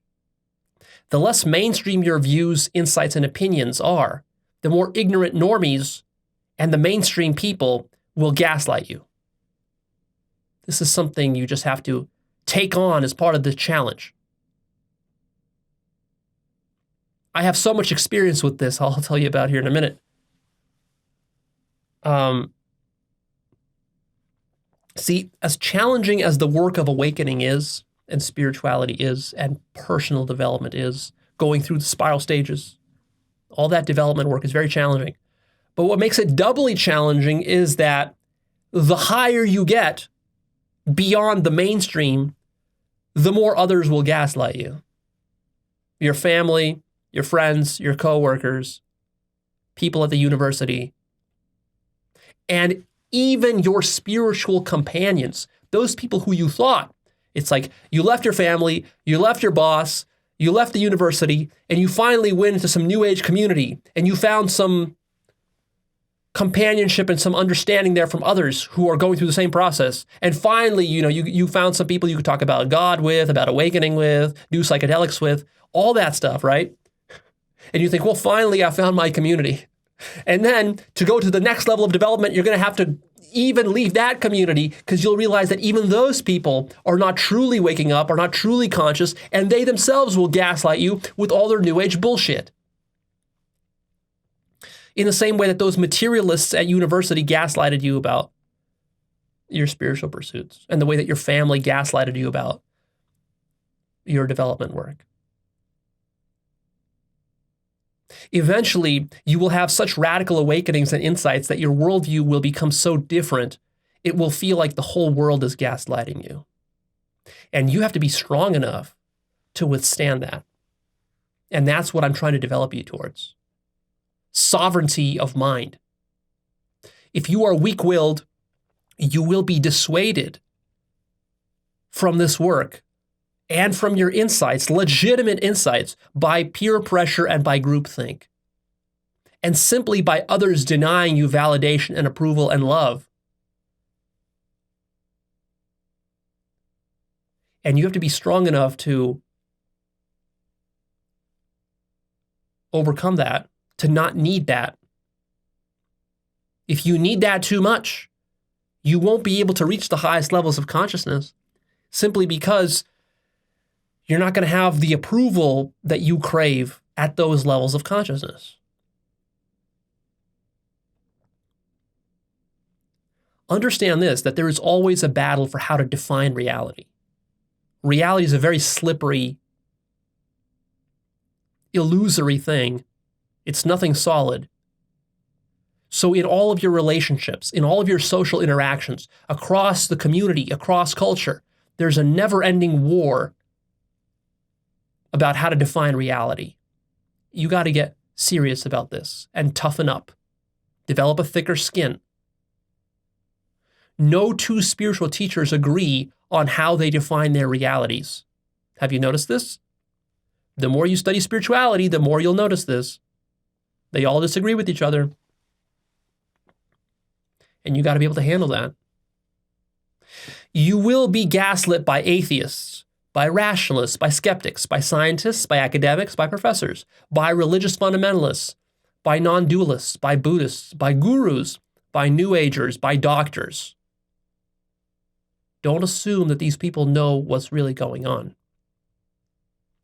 You will be gaslit about your deepest insights. You will be gaslit about your awakenings. You will be gaslit about God, about love, about truth. You will be gaslit about psychedelics, about solipsism. You will even be gaslit about gaslighting. And you will also be gaslit about your health. I've been gaslit on all these things and more. Let me tell you about some of the things I've been gaslit on, some of the biggest ones. One of the biggest ones is psychedelics. I've gotten so much gaslighting from people about psychedelics, from gurus, from teachers, saying things like psychedelics are not real enlightenment, it's fake. That kind of stuff. People calling me a drug addict. People saying that my health problems are because I take psychedelics. People saying that, Leo, you've already done enough psychedelics, so you should quit psychedelics because you've already seen everything there is to see. People will gaslight you like that. People gaslighting that psychedelics are dangerous, that psychedelics are wrong, that they're delusional, that it's just hallucinations in the brain. The insights cannot be trusted. They're not absolute truth. Psychedelics cannot be absolute truth. These kind of things. I've been gaslit about being a cult leader. People accuse me of being a cult leader left and right for very stupid reasons. And the way you know it's gaslighting is because these people, if you sit down and actually ask them to define what a cult is, they have no idea what a cult is, what a cult leader is. They have no idea how I would behave if I truly wanted to create a cult. It's insulting to my intelligence that you call me a cult leader, because if I really wanted to be a cult leader, do you have any idea the kind of cult I would start? I would have a cult that's more impressive than Osho. If I really wanted to start a cult. You have no idea how much I hold back because I'm so careful not to start a cult. I've sacrificed millions of dollars in profits by not starting any kind of organization, any kind of like hierarchical scheme of structure, not hiring employees. I don't even hire employees because I want to resist the inevitable corruption that will come if a kind of organization is created around this work. I work solo. That makes my work a lot more difficult. I could have a bunch of monkeys working under me, but this would lead to cult-like tendencies, which is why I don't do that. All of my work is diametrically opposed to that and against that and is designed to prevent that. Other things I've been gaslit on is harming people, causing people suicide. People accuse my work of causing suicide, of making people want to kill themselves. I mean, this is utterly preposterous. There is no more life-affirming teaching than what I teach. I've never taught anybody to kill themselves. This is ridiculous. I've always warned against harming yourself physically in this work. I've always given more warnings than any other spiritual teacher gives about the dangers of spirituality, all the ways you can fool yourself, all the ways you can trick yourself. I've talked about how to take care of your health. Why would I teach about eating well and taking care of your health? Why would I teach about happiness and all this kind of stuff? How to avoid depression? Why would I teach about these things if I wanted you to kill yourself? I mean, it's so fucking stupid. I've been accused of being a pedophile. I've been accused of abusing women, of preying on drunk girls. When I go out to a club and do pickup, I'm preying on drunk girls. I've been accused of that. I've been accused and gaslit of being a grifter. I've been accused on my politics videos. I've been accused of being biased. These MAGA people will come at me and say, "Oh, Leo, you're so biased against Trump. You have Trump derangement syndrome." It's like, am I biased against Trump or are you? Science. I've been gaslit a lot about science by scientists, by scientifically minded people. People telling me I don't understand science. People saying they understand science better than I do. Yada, yada. I've been gaslit a lot on solipsism. I've been gaslit on narcissism. People gaslight me and call me a narcissist. I took the narcissism test. I posted it on my blog. My narcissism score on the narcissism test, if you're interested, is slightly below average. So I'm probably less narcissistic than the average person watching this. I've been gaslit on love, on goodness, on evil. I've been gaslit on God. I've been gaslit by Buddhists about enlightenment. I've been gaslit by non-duality idiots on enlightenment. I've been gaslit on when I speak about alien consciousness. I've become conscious of alien consciousness. I've been gaslit about this. Some non-dual idiot will come to me and say, oh, Leo, alien consciousness, that's just some imaginary thing. It's like, you have no fucking idea what I'm talking about when I talk about alien consciousness. All your non-dual Buddhist shit is orders of magnitude below alien consciousness. I've been gaslit about my physical appearance. One time I was at a club. This is so funny. I was at a club in Vegas, and there was a couple of people there, like a guy and a girl. I was talking to one of their friends, and they come up to me and they kind of like, they rub my beard and they say, oh, are you a ginger? I'm like, what the fuck are you talking about? I'm not a ginger. I'm Russian. And they're like, yeah, but your beard looks kind of orange. I'm like, no, it doesn't. There's no orange in my fucking beard. They're like, yeah, you know, there's definitely orange in your beard. You have orange beard hair. I'm like, no, I don't. You're fucking, stop gaslighting me. Like, I was just like very clear with them. But they just kept gaslighting me. So, see, what happens to you is that if you're very weak-willed, you will actually start to accept their reality frame, and you might actually start to think, oh, maybe I am ginger. Maybe my hair does look a little bit orange or whatever. But I've developed myself to such a level, I've developed so much sovereignty of mind that when they say that to me, it doesn't even register in my mind.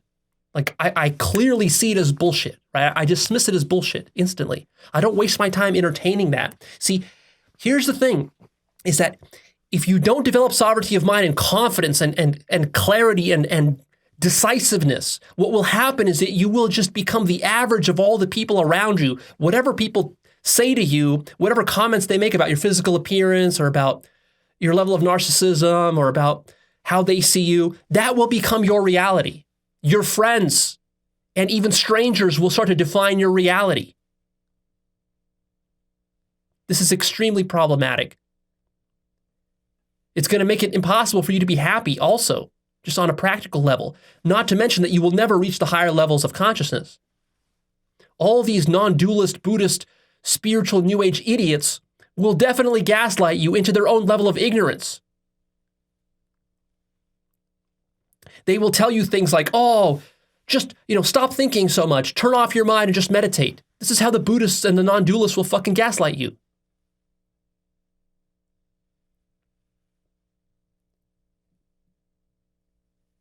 You need to be strong enough that you don't let this affect you. Your reality has to be stronger than theirs. When you have a very weak sense of reality and you're a doormat, when other people gaslight you, eventually it pisses you off. It makes you angry.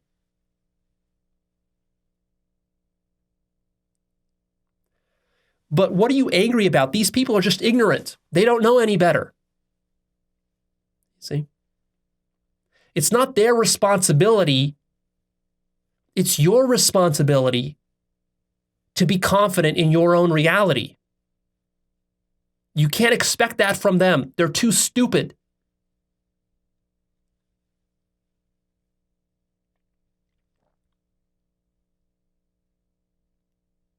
This is really a battle of realities. And you got to get good at this battle. Stop being a pussy about this, because this will sabotage your whole life. You need backbone. I've been gaslit by New Agers. New Age healers gaslit me about my health problems. Doctors, material doctors, the regular kind of doctors you get at hospitals, they gaslit me about my health problems as well. I've been gaslit by materialistic doctors and by totally crazy New Age wacky fucking healers, woo-woo healers. They both gaslit me.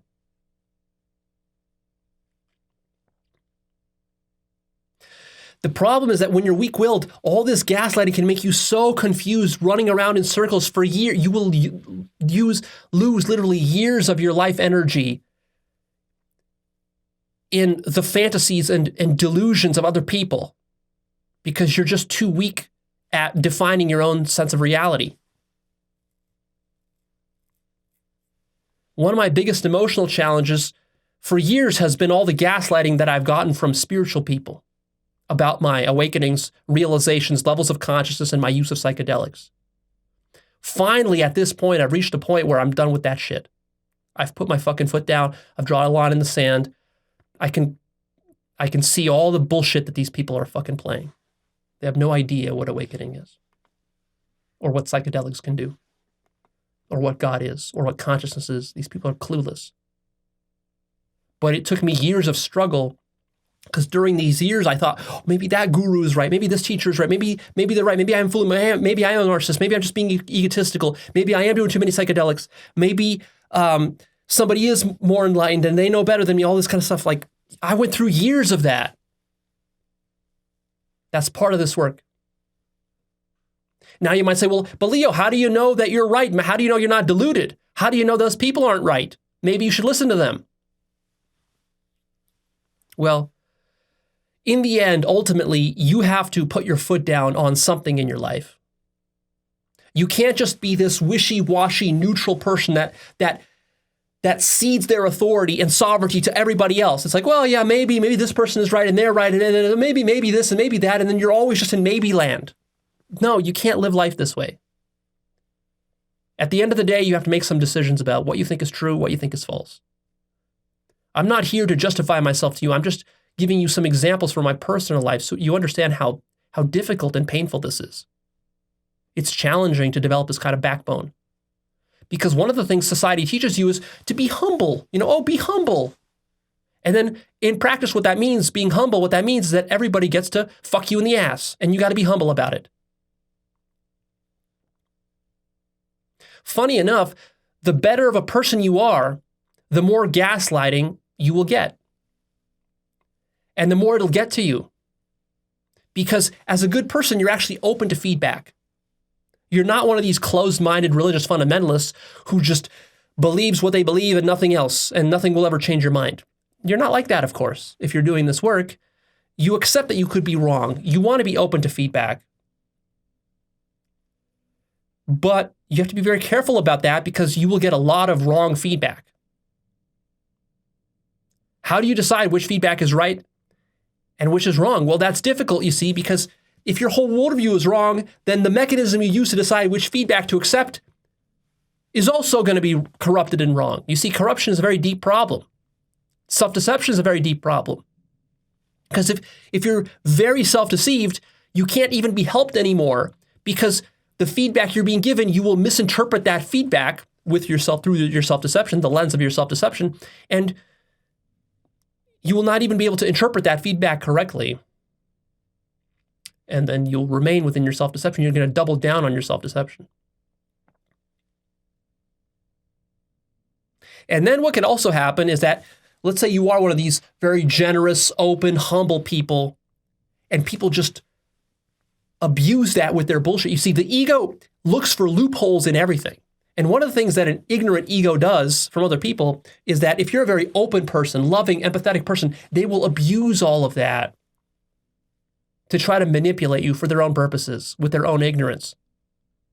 And then eventually you reach a point, you can tolerate it for a while, but eventually you reach a point where you lose it, right? And then this can trigger you into an emotional overreaction.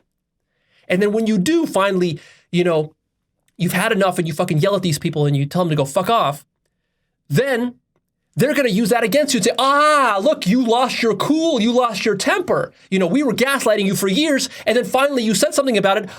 You lost your temper. Oh, that's an ego. Oh, that's ego. That's ego.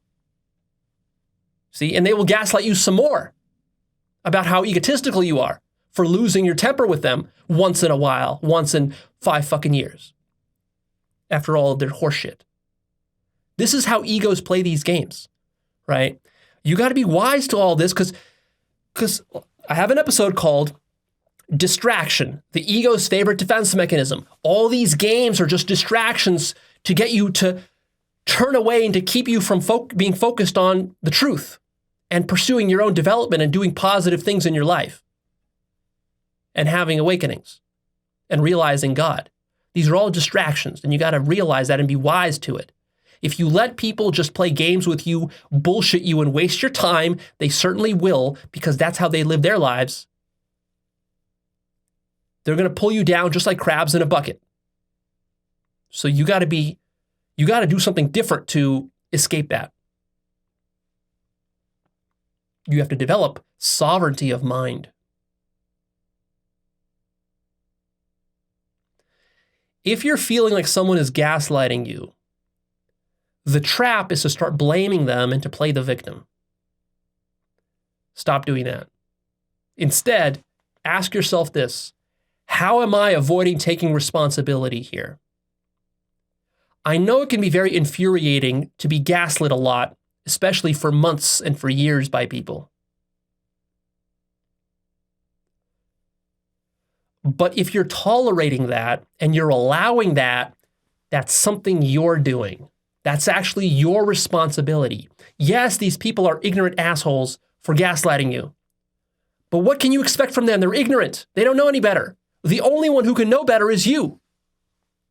So rather than blaming them and getting angry at them, at first you will, but then you get over that and you realize, wait a minute, this anger and blaming them, it's not actually solving the problem.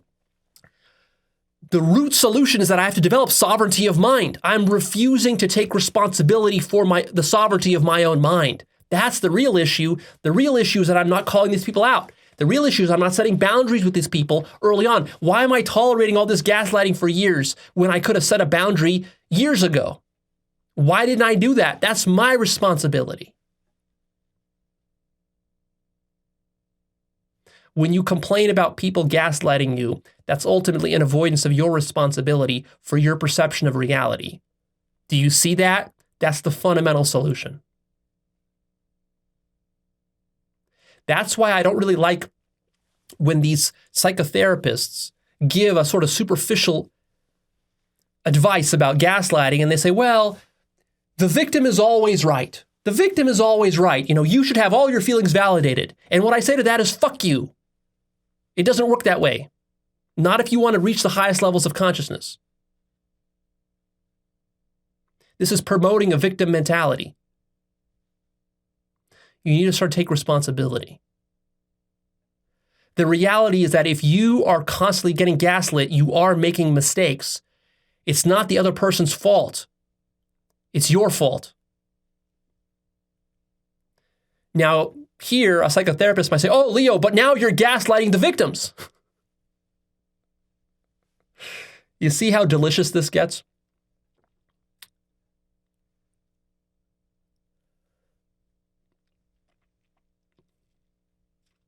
It's so relativistic. You might say that this whole episode is me gaslighting victims about the non-reality of gaslighting. See? But how do you actually solve gaslighting at its root? In the end, you want to develop such a sovereignty of mind that gaslighting stops being a thing for you at all. It doesn't even exist in your reality. Now, I get it. If you're in a truly toxic relationship and you're getting really manipulated by some kind of psychopath, I'm not blaming you for that. However, you are responsible for maintaining that relationship. You need to take a look at, why did you get into that relationship in the first place? Why are you having sex with a psychopath? Ask yourself that in the first place. Why are you attracted to psychopaths? And why, let's say you had sex with him and you didn't even know. But now that you do know he's a psychopath, why are you still with him? That's your responsibility. You see, you can't control whether someone is a psychopath, but you can control your own boundaries, and you can very much control how many psychopaths you allow near you in your life, right? See, I don't allow psychopaths in my life.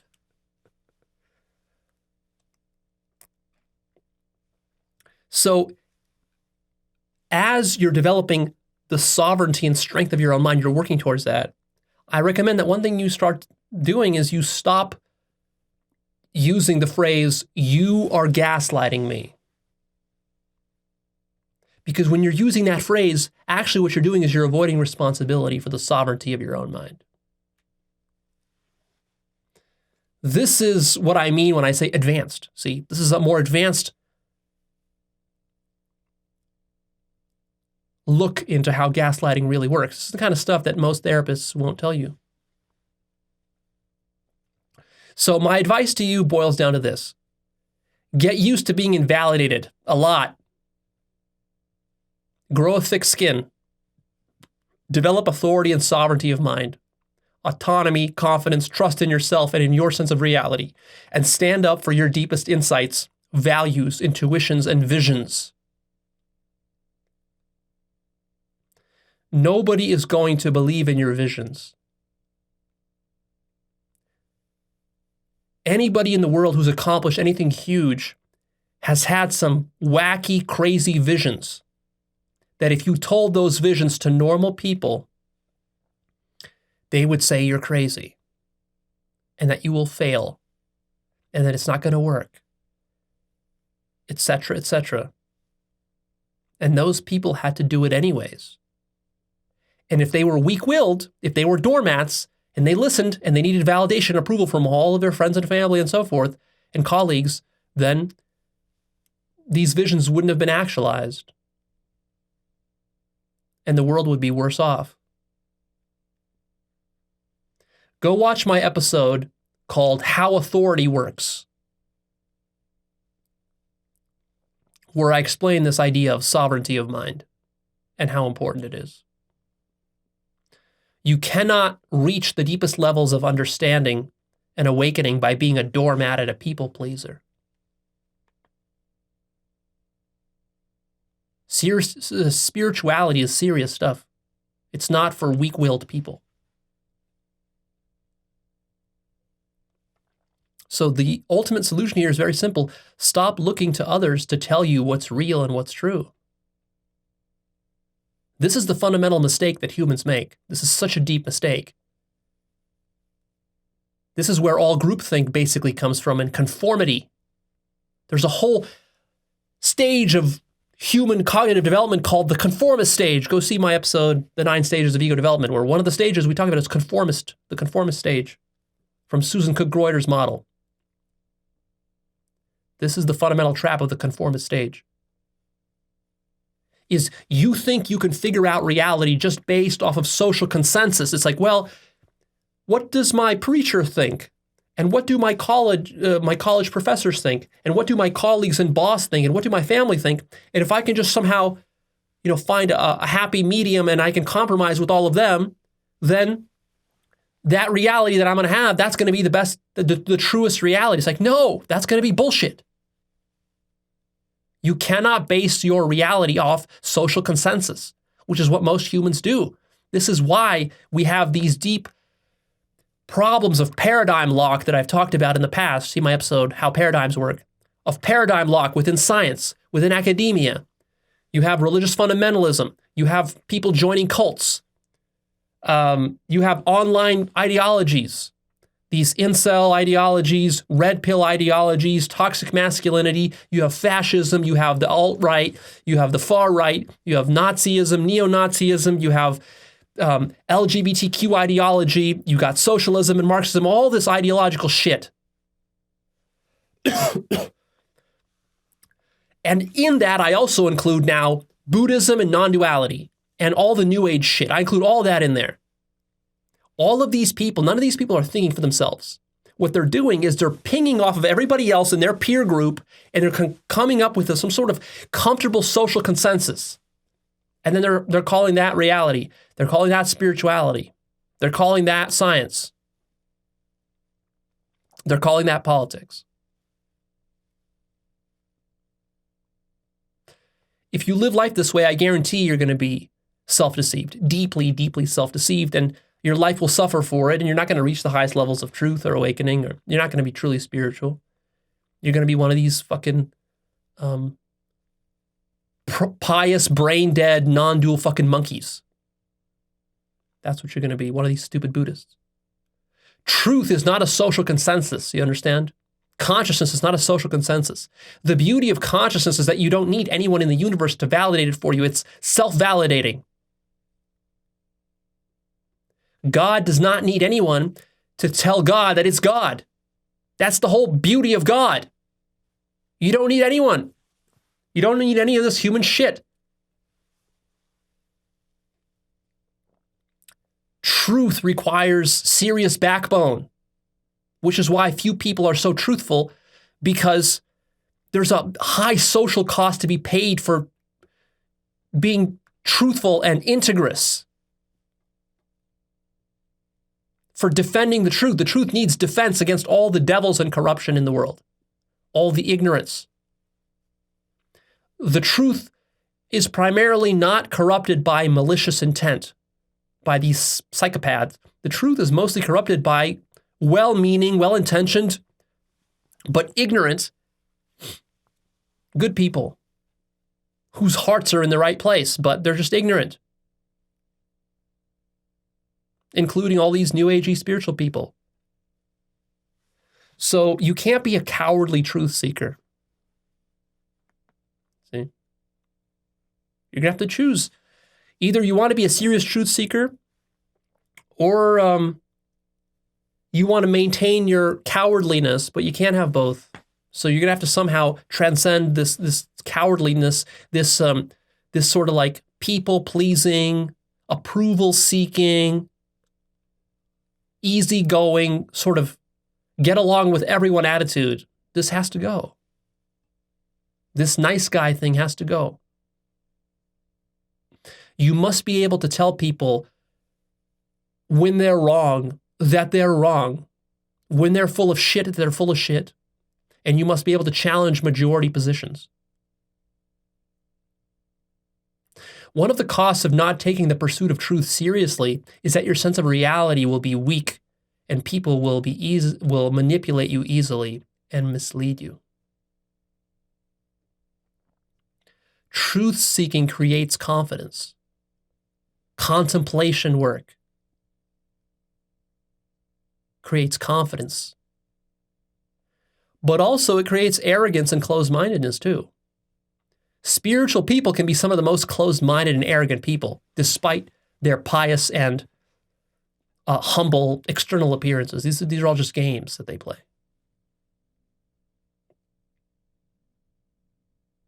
It's challenging because as you put your foot down and define your reality, people will call you arrogant. See? How dare you? How dare you suggest that you have the truth and others don't? And see, that's them gaslighting you already, trying to shame and guilt you into loosening your sense of reality and letting their bullshit in. That's how tricky this is. This topic is so tricky because on the one hand, you need to develop sovereignty of mind, 100% sovereignty of mind, to really go far in this work. On the other hand, remember, self-deception is always at play, like I say. You can easily fool yourself and deceive yourself. And the greatest danger is ultimately believing your own bullshit. So you're always balancing between being receptive and open to other people's feedback, because you could be full of shit. You need their feedback. But also they could be even more full of shit than you are. In fact, in most cases, if you're going to seriously develop yourself, most people will be more full of shit than you are. So what good is their feedback? The feedback is only good if it's truthful.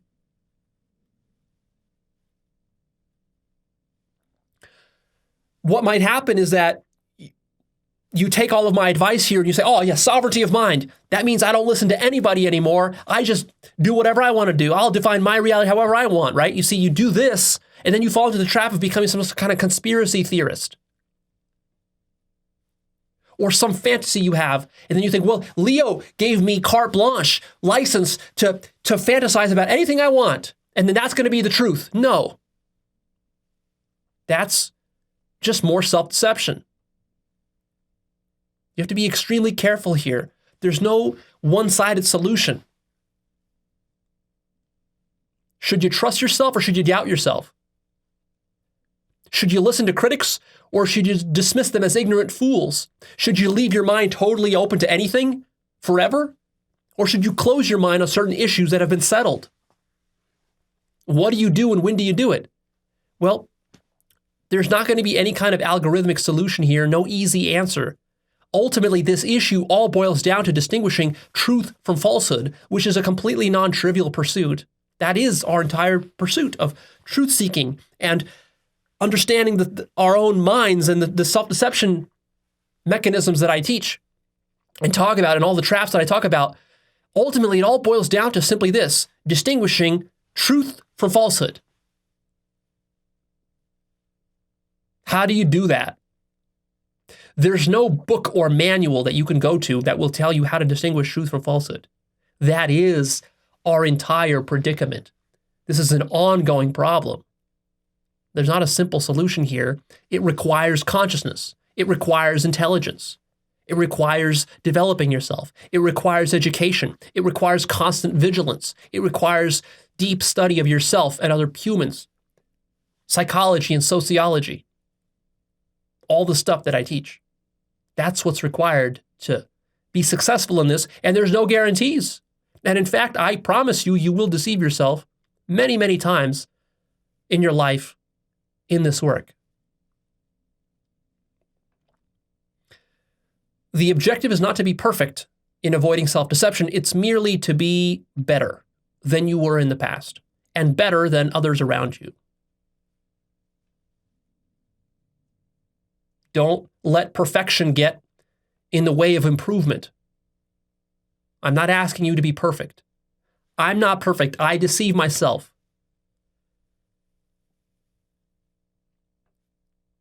The key is not to avoid all self-deception as though you're playing some sort of game of perfectionism. Rather, the key is to admit when you've made mistakes, when you fooled yourself, and then to correct them as quickly as possible. Don't let it become an egotistical thing where you're trying to defend your ego by not admitting mistakes. Admit your own mistakes, catch your self-deceptions as quickly as you can, correct them, and just keep doing that over and over and over and over again for years. This is the process. Distinguishing truth from falsehood can never be a trivial or algorithmic thing because truth is infinite. And any kind of algorithm or formalization or 10 commandments or anything like this is all going to be finite. It's not going to be sufficient. That itself will become falsehood and deception. Here's the only way to really solve this problem: consciousness, genuine pursuit of truth for its own sake, self-reflection, introspection, mindfulness, studying self-deception mechanisms, as I've outlined in that series, studying the dynamics of the ego, education, serious spiritual practice, contemplation, genuine inquiry, and what I call pure philosophy. I've defined this in my episode called An Intro to Serious Philosophy. Doing serious philosophy is the antidote. Having genuine insight. See my episode, What is Insight? Insight as opposed to belief, speculation, theory, models. Insight. And ultimately awakening. And of course, as you do all these things, there's no guarantees of success, but this is the best strategy.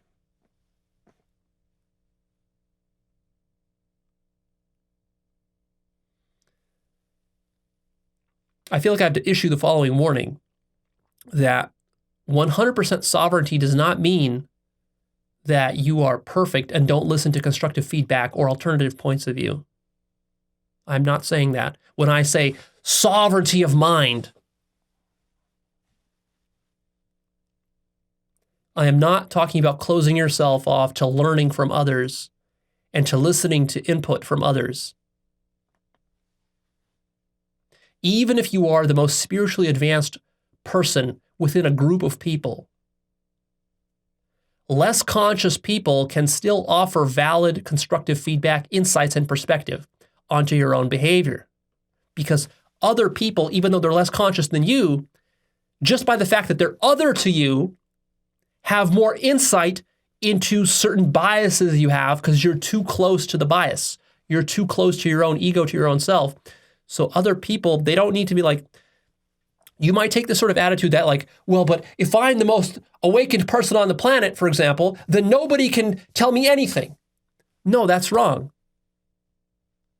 People can still give you valid feedback and insights. Because first of all, you can't have all the insights in the world. Other people can have some of the insights that you never have. You just don't have time to have all these insights. So people can can share valid insights with you.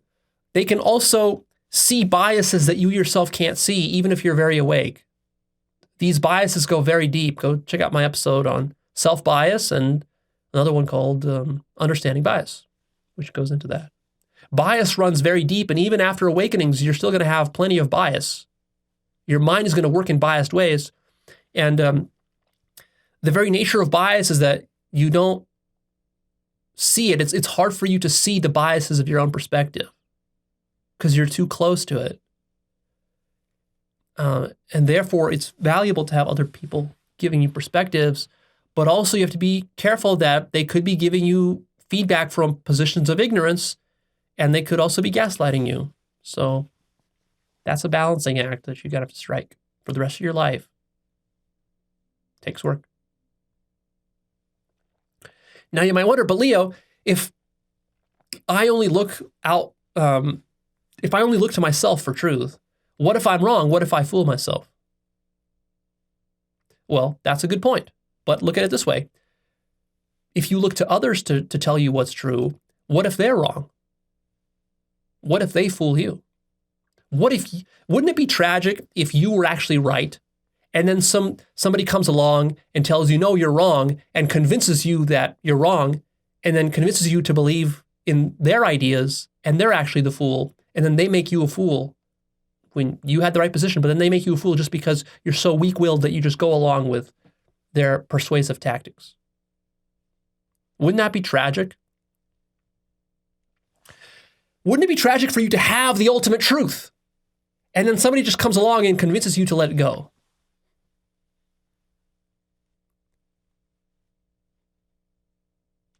How can you trust anyone to tell you what's true? You say you don't want to trust yourself because you could deceive yourself. Well, yes, you could, but are you really going to trust others more than you're going to trust you? Is that a legitimate way of going through life? Trusting others more than you trust yourself? Can't you see that's not going to work? The ultimate reason you can only find the truth by turning inwards is because you are the truth. Don't underestimate yourself. Realize that trusting others to give you the truth is way more dangerous than taking responsibility for seeking it for yourself. Because if you take the responsibility for being very careful about monitoring for self-deception and for rising above all the ignorance that is found in society, that's something you can act on. You can actually make progress on that. You can do serious philosophy and bootstrap your way from ignorance into consciousness. But if you just say, well, I'm not going to take responsibility for that. Instead, I'm going to offload that responsibility onto others. And I think that the better strategy is not to work on it myself, but just to trust the experts. I'm going to trust what the best professors at MIT say, and I'm going to trust my rabbi, and I'm going to trust this guru here. I'm just going to trust everybody, trust that they know better than me. You see, you put yourself in a completely weak position. In that position, you can be nothing but a sheep.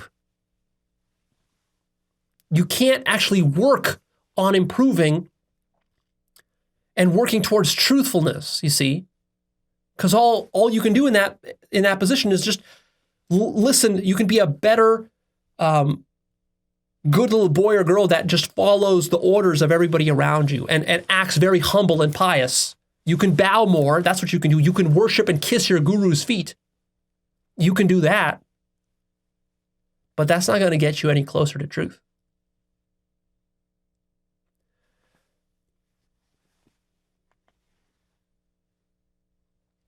Trusting yourself is a serious possibility, but it doesn't come automatically or by default. It has to be earned through doing good philosophy. So I'm not just telling you to just do what the fool does and just trusts himself blindly. The fool trusts himself blindly because he hasn't even begun taking the problem of self-deception seriously. However, the wise sage trusts himself because he has exhausted the study of every way in which he deceives himself. That's the difference. That's how you develop self-trust. Not just by sitting back and saying, oh, okay, I got it all figured out, but by doing the opposite, by saying, I don't trust myself. I could be deceiving myself. And then spend 10 years worrying about that and finding ways of combating that through the doing of philosophy. Sitting, locking yourself in a room for hours, contemplating the nature of truth and politics and relationships and insight and this and that, all these topics. And the fruit of doing proper philosophy is that ultimately you're able to trust yourself like no one else can. The doing of proper philosophy makes you ultimately ungaslightable because you've investigated all these questions so much that you know the mechanics. It's not that you have the answers so much as that you understand the mechanics better than everybody else.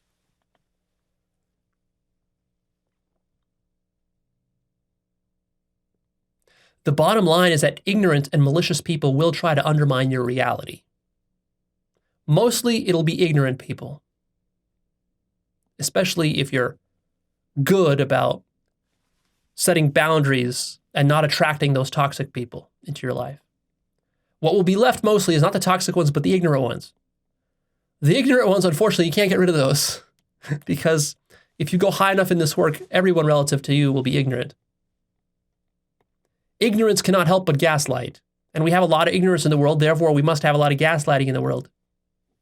Your job is to develop yourself into such a strong mind that you become immune to this ignorance and manipulation. Think about it this way. If the devil is able to manipulate you, ultimately, that's not the devil's problem, that's your problem. Why are you so easily manipulatable? That's the real issue. Why do you let others get you to doubt your own perceptions and sense of reality? Why do you allow it? People are fucking ignorant. Stop letting them influence you. It's like you're drunk and you just let strangers fuck you whenever you want. Some random stranger. That's what you're allowing with your mind. You're letting random drunk idiot strangers fuck with your mind. That's because you don't respect your mind. If you respected your mind, you wouldn't allow such things. Your number one job in life is to curate your own sense of reality. You cannot outsource this to anyone else or just to hope that things will work out by default. They won't work out. The default is self-deception. The default is groupthink. The default is the stupidity that you find all around you in every human institution. Science, religion, medicine, media, advertising, academics, business people, new agers, spiritual people, doctors, healers, gurus, pundits will all bullshit you and try to seduce you away from truth-seeking and corrupt any truth that you find. This is how this stuff works. I should also point out to you that it's possible for you to gaslight yourself. That's an interesting phenomena, which is self-gaslighting. How does this work? Well, you can get your own self to doubt certain truths within your own life. For example, I've gaslit myself about my health problems. For a long time, I felt like, oh, I'm just making up my health problems. My health problems are psychosomatic. It's like, oh, I'm just not feeling, I'm being too lazy. I would tell myself, it's not that I have a health problem. I'm just being too lazy. I need to push myself more.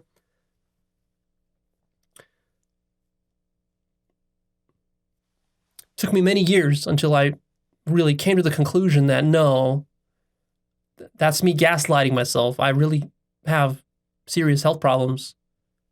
And I can't just kind of like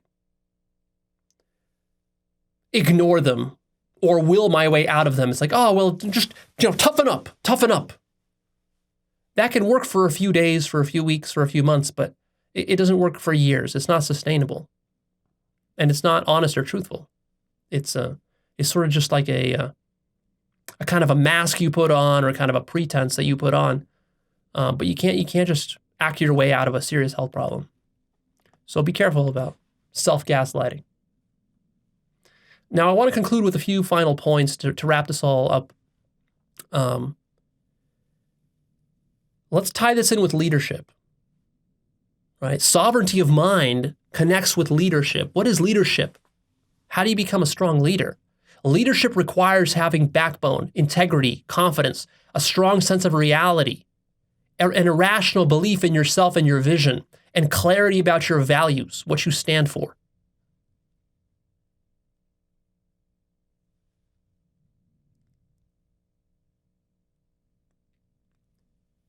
If you want to reach truth and deep consciousness, that requires you leading yourself there. No one is really going to lead you there. You have to do it yourself.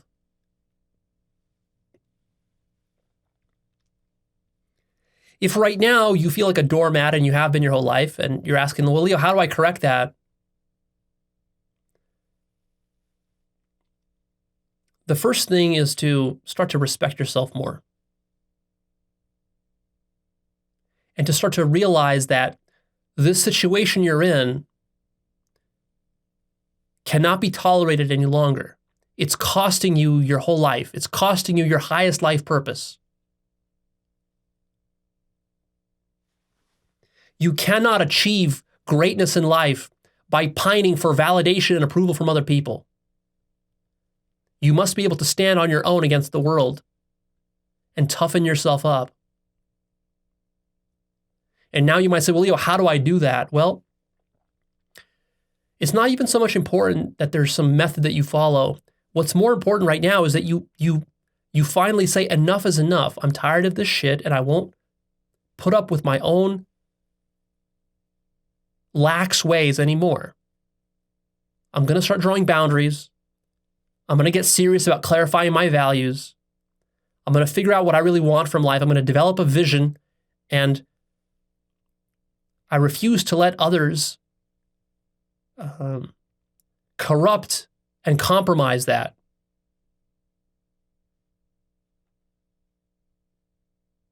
My love for myself is too high to allow that.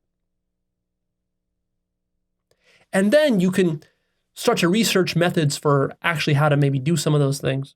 And I'll have some videos for you about that in the future, very practical techniques. You know, I'm not going to go too deeply into that here. But this is where it starts. Like, you have to get fed up with your being a doormat thing and being a nice guy. You got to just get fed up with it. Look, I used to be a nice guy. Most of my life, I was a nice guy. I mean, it's too long to explain my whole journey. I can do a video where I just explain my entire journey of how I went from nice guy to being the asshole that I am now. That'll probably be useful and interesting to you people, because I think a lot of people suffer from this problem. But I can't do that right now. We're running out of time. So a few final points. As you take on this responsibility of leadership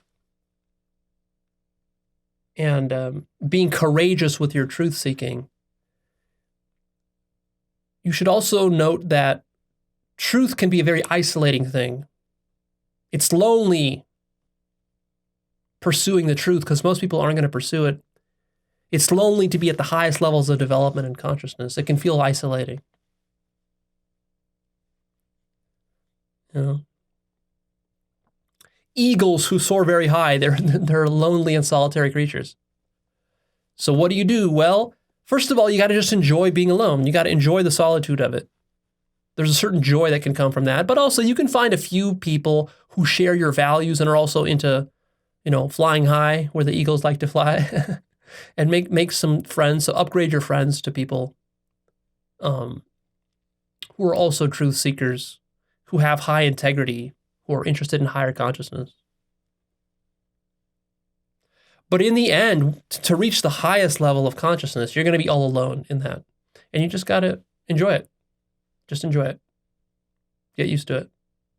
And don't need anyone to tell you that you're right or that you found the ultimate truth. You know, when you find the ultimate truth, the only one who's going to recognize it is you. Nobody else. Just you. And you got to be cool with that. All right. That's it for this one. I want to make you a few suggestions about episodes to watch. Go see my episode called The Root Solution to Loneliness and People Pleasing. That will help you. And also, I'm going to do a future episode called How to Set Boundaries. That will be very helpful. Stick around for that. I'm going to do a future episode on how to do communication, conscious communication. Stick around for that. So there's a lot of more material, practical material that I will cover to help address these issues. And I will do something about, I'll do another specific video on people pleasing, where I think I'll share my journey of how I went from being a nice guy to being the asshole that I am now. All right, that's it. I'm done here. Please click the like button and come check out Actualized.org. There's a lot of powerful stuff that I post on my blog these days. Don't miss that. Sign up for the newsletter. I'm going to be releasing some new courses this year coming up. I'm going to develop some powerful courses. If you sign up for the newsletter, then that ensures you'll get an email when that is released. You can do that on my website. Come check out the forum. Check out my book list. Check out my life purpose course. All that stuff is there. All right, the final thing I want to say is this. Every episode that I release is just my tentative best take on a topic at the time that the episode is released. My understanding of all these topics and issues is evolving constantly. In fact, every time I release an episode, already a week later, I'm already having new insights, and I'm already transcending all the insights that were there in the released episode. I mean, that doesn't invalidate the insights. It's just that everything is always deepening in my mind. I'm seeing more and more connections, and more insights are coming, and more nuance, more complexity in my views of all these topics. So a year from now, I'll have a much better understanding of gaslighting than I do today, for example. But that doesn't necessarily mean I'm going to share it with you, because I'm not going to release 10 videos on gaslighting every year, you know? So I'm just sharing the best at the moment that I understand. So keep that in mind. Don't take any of my episodes as some sort of ultimate complete picture.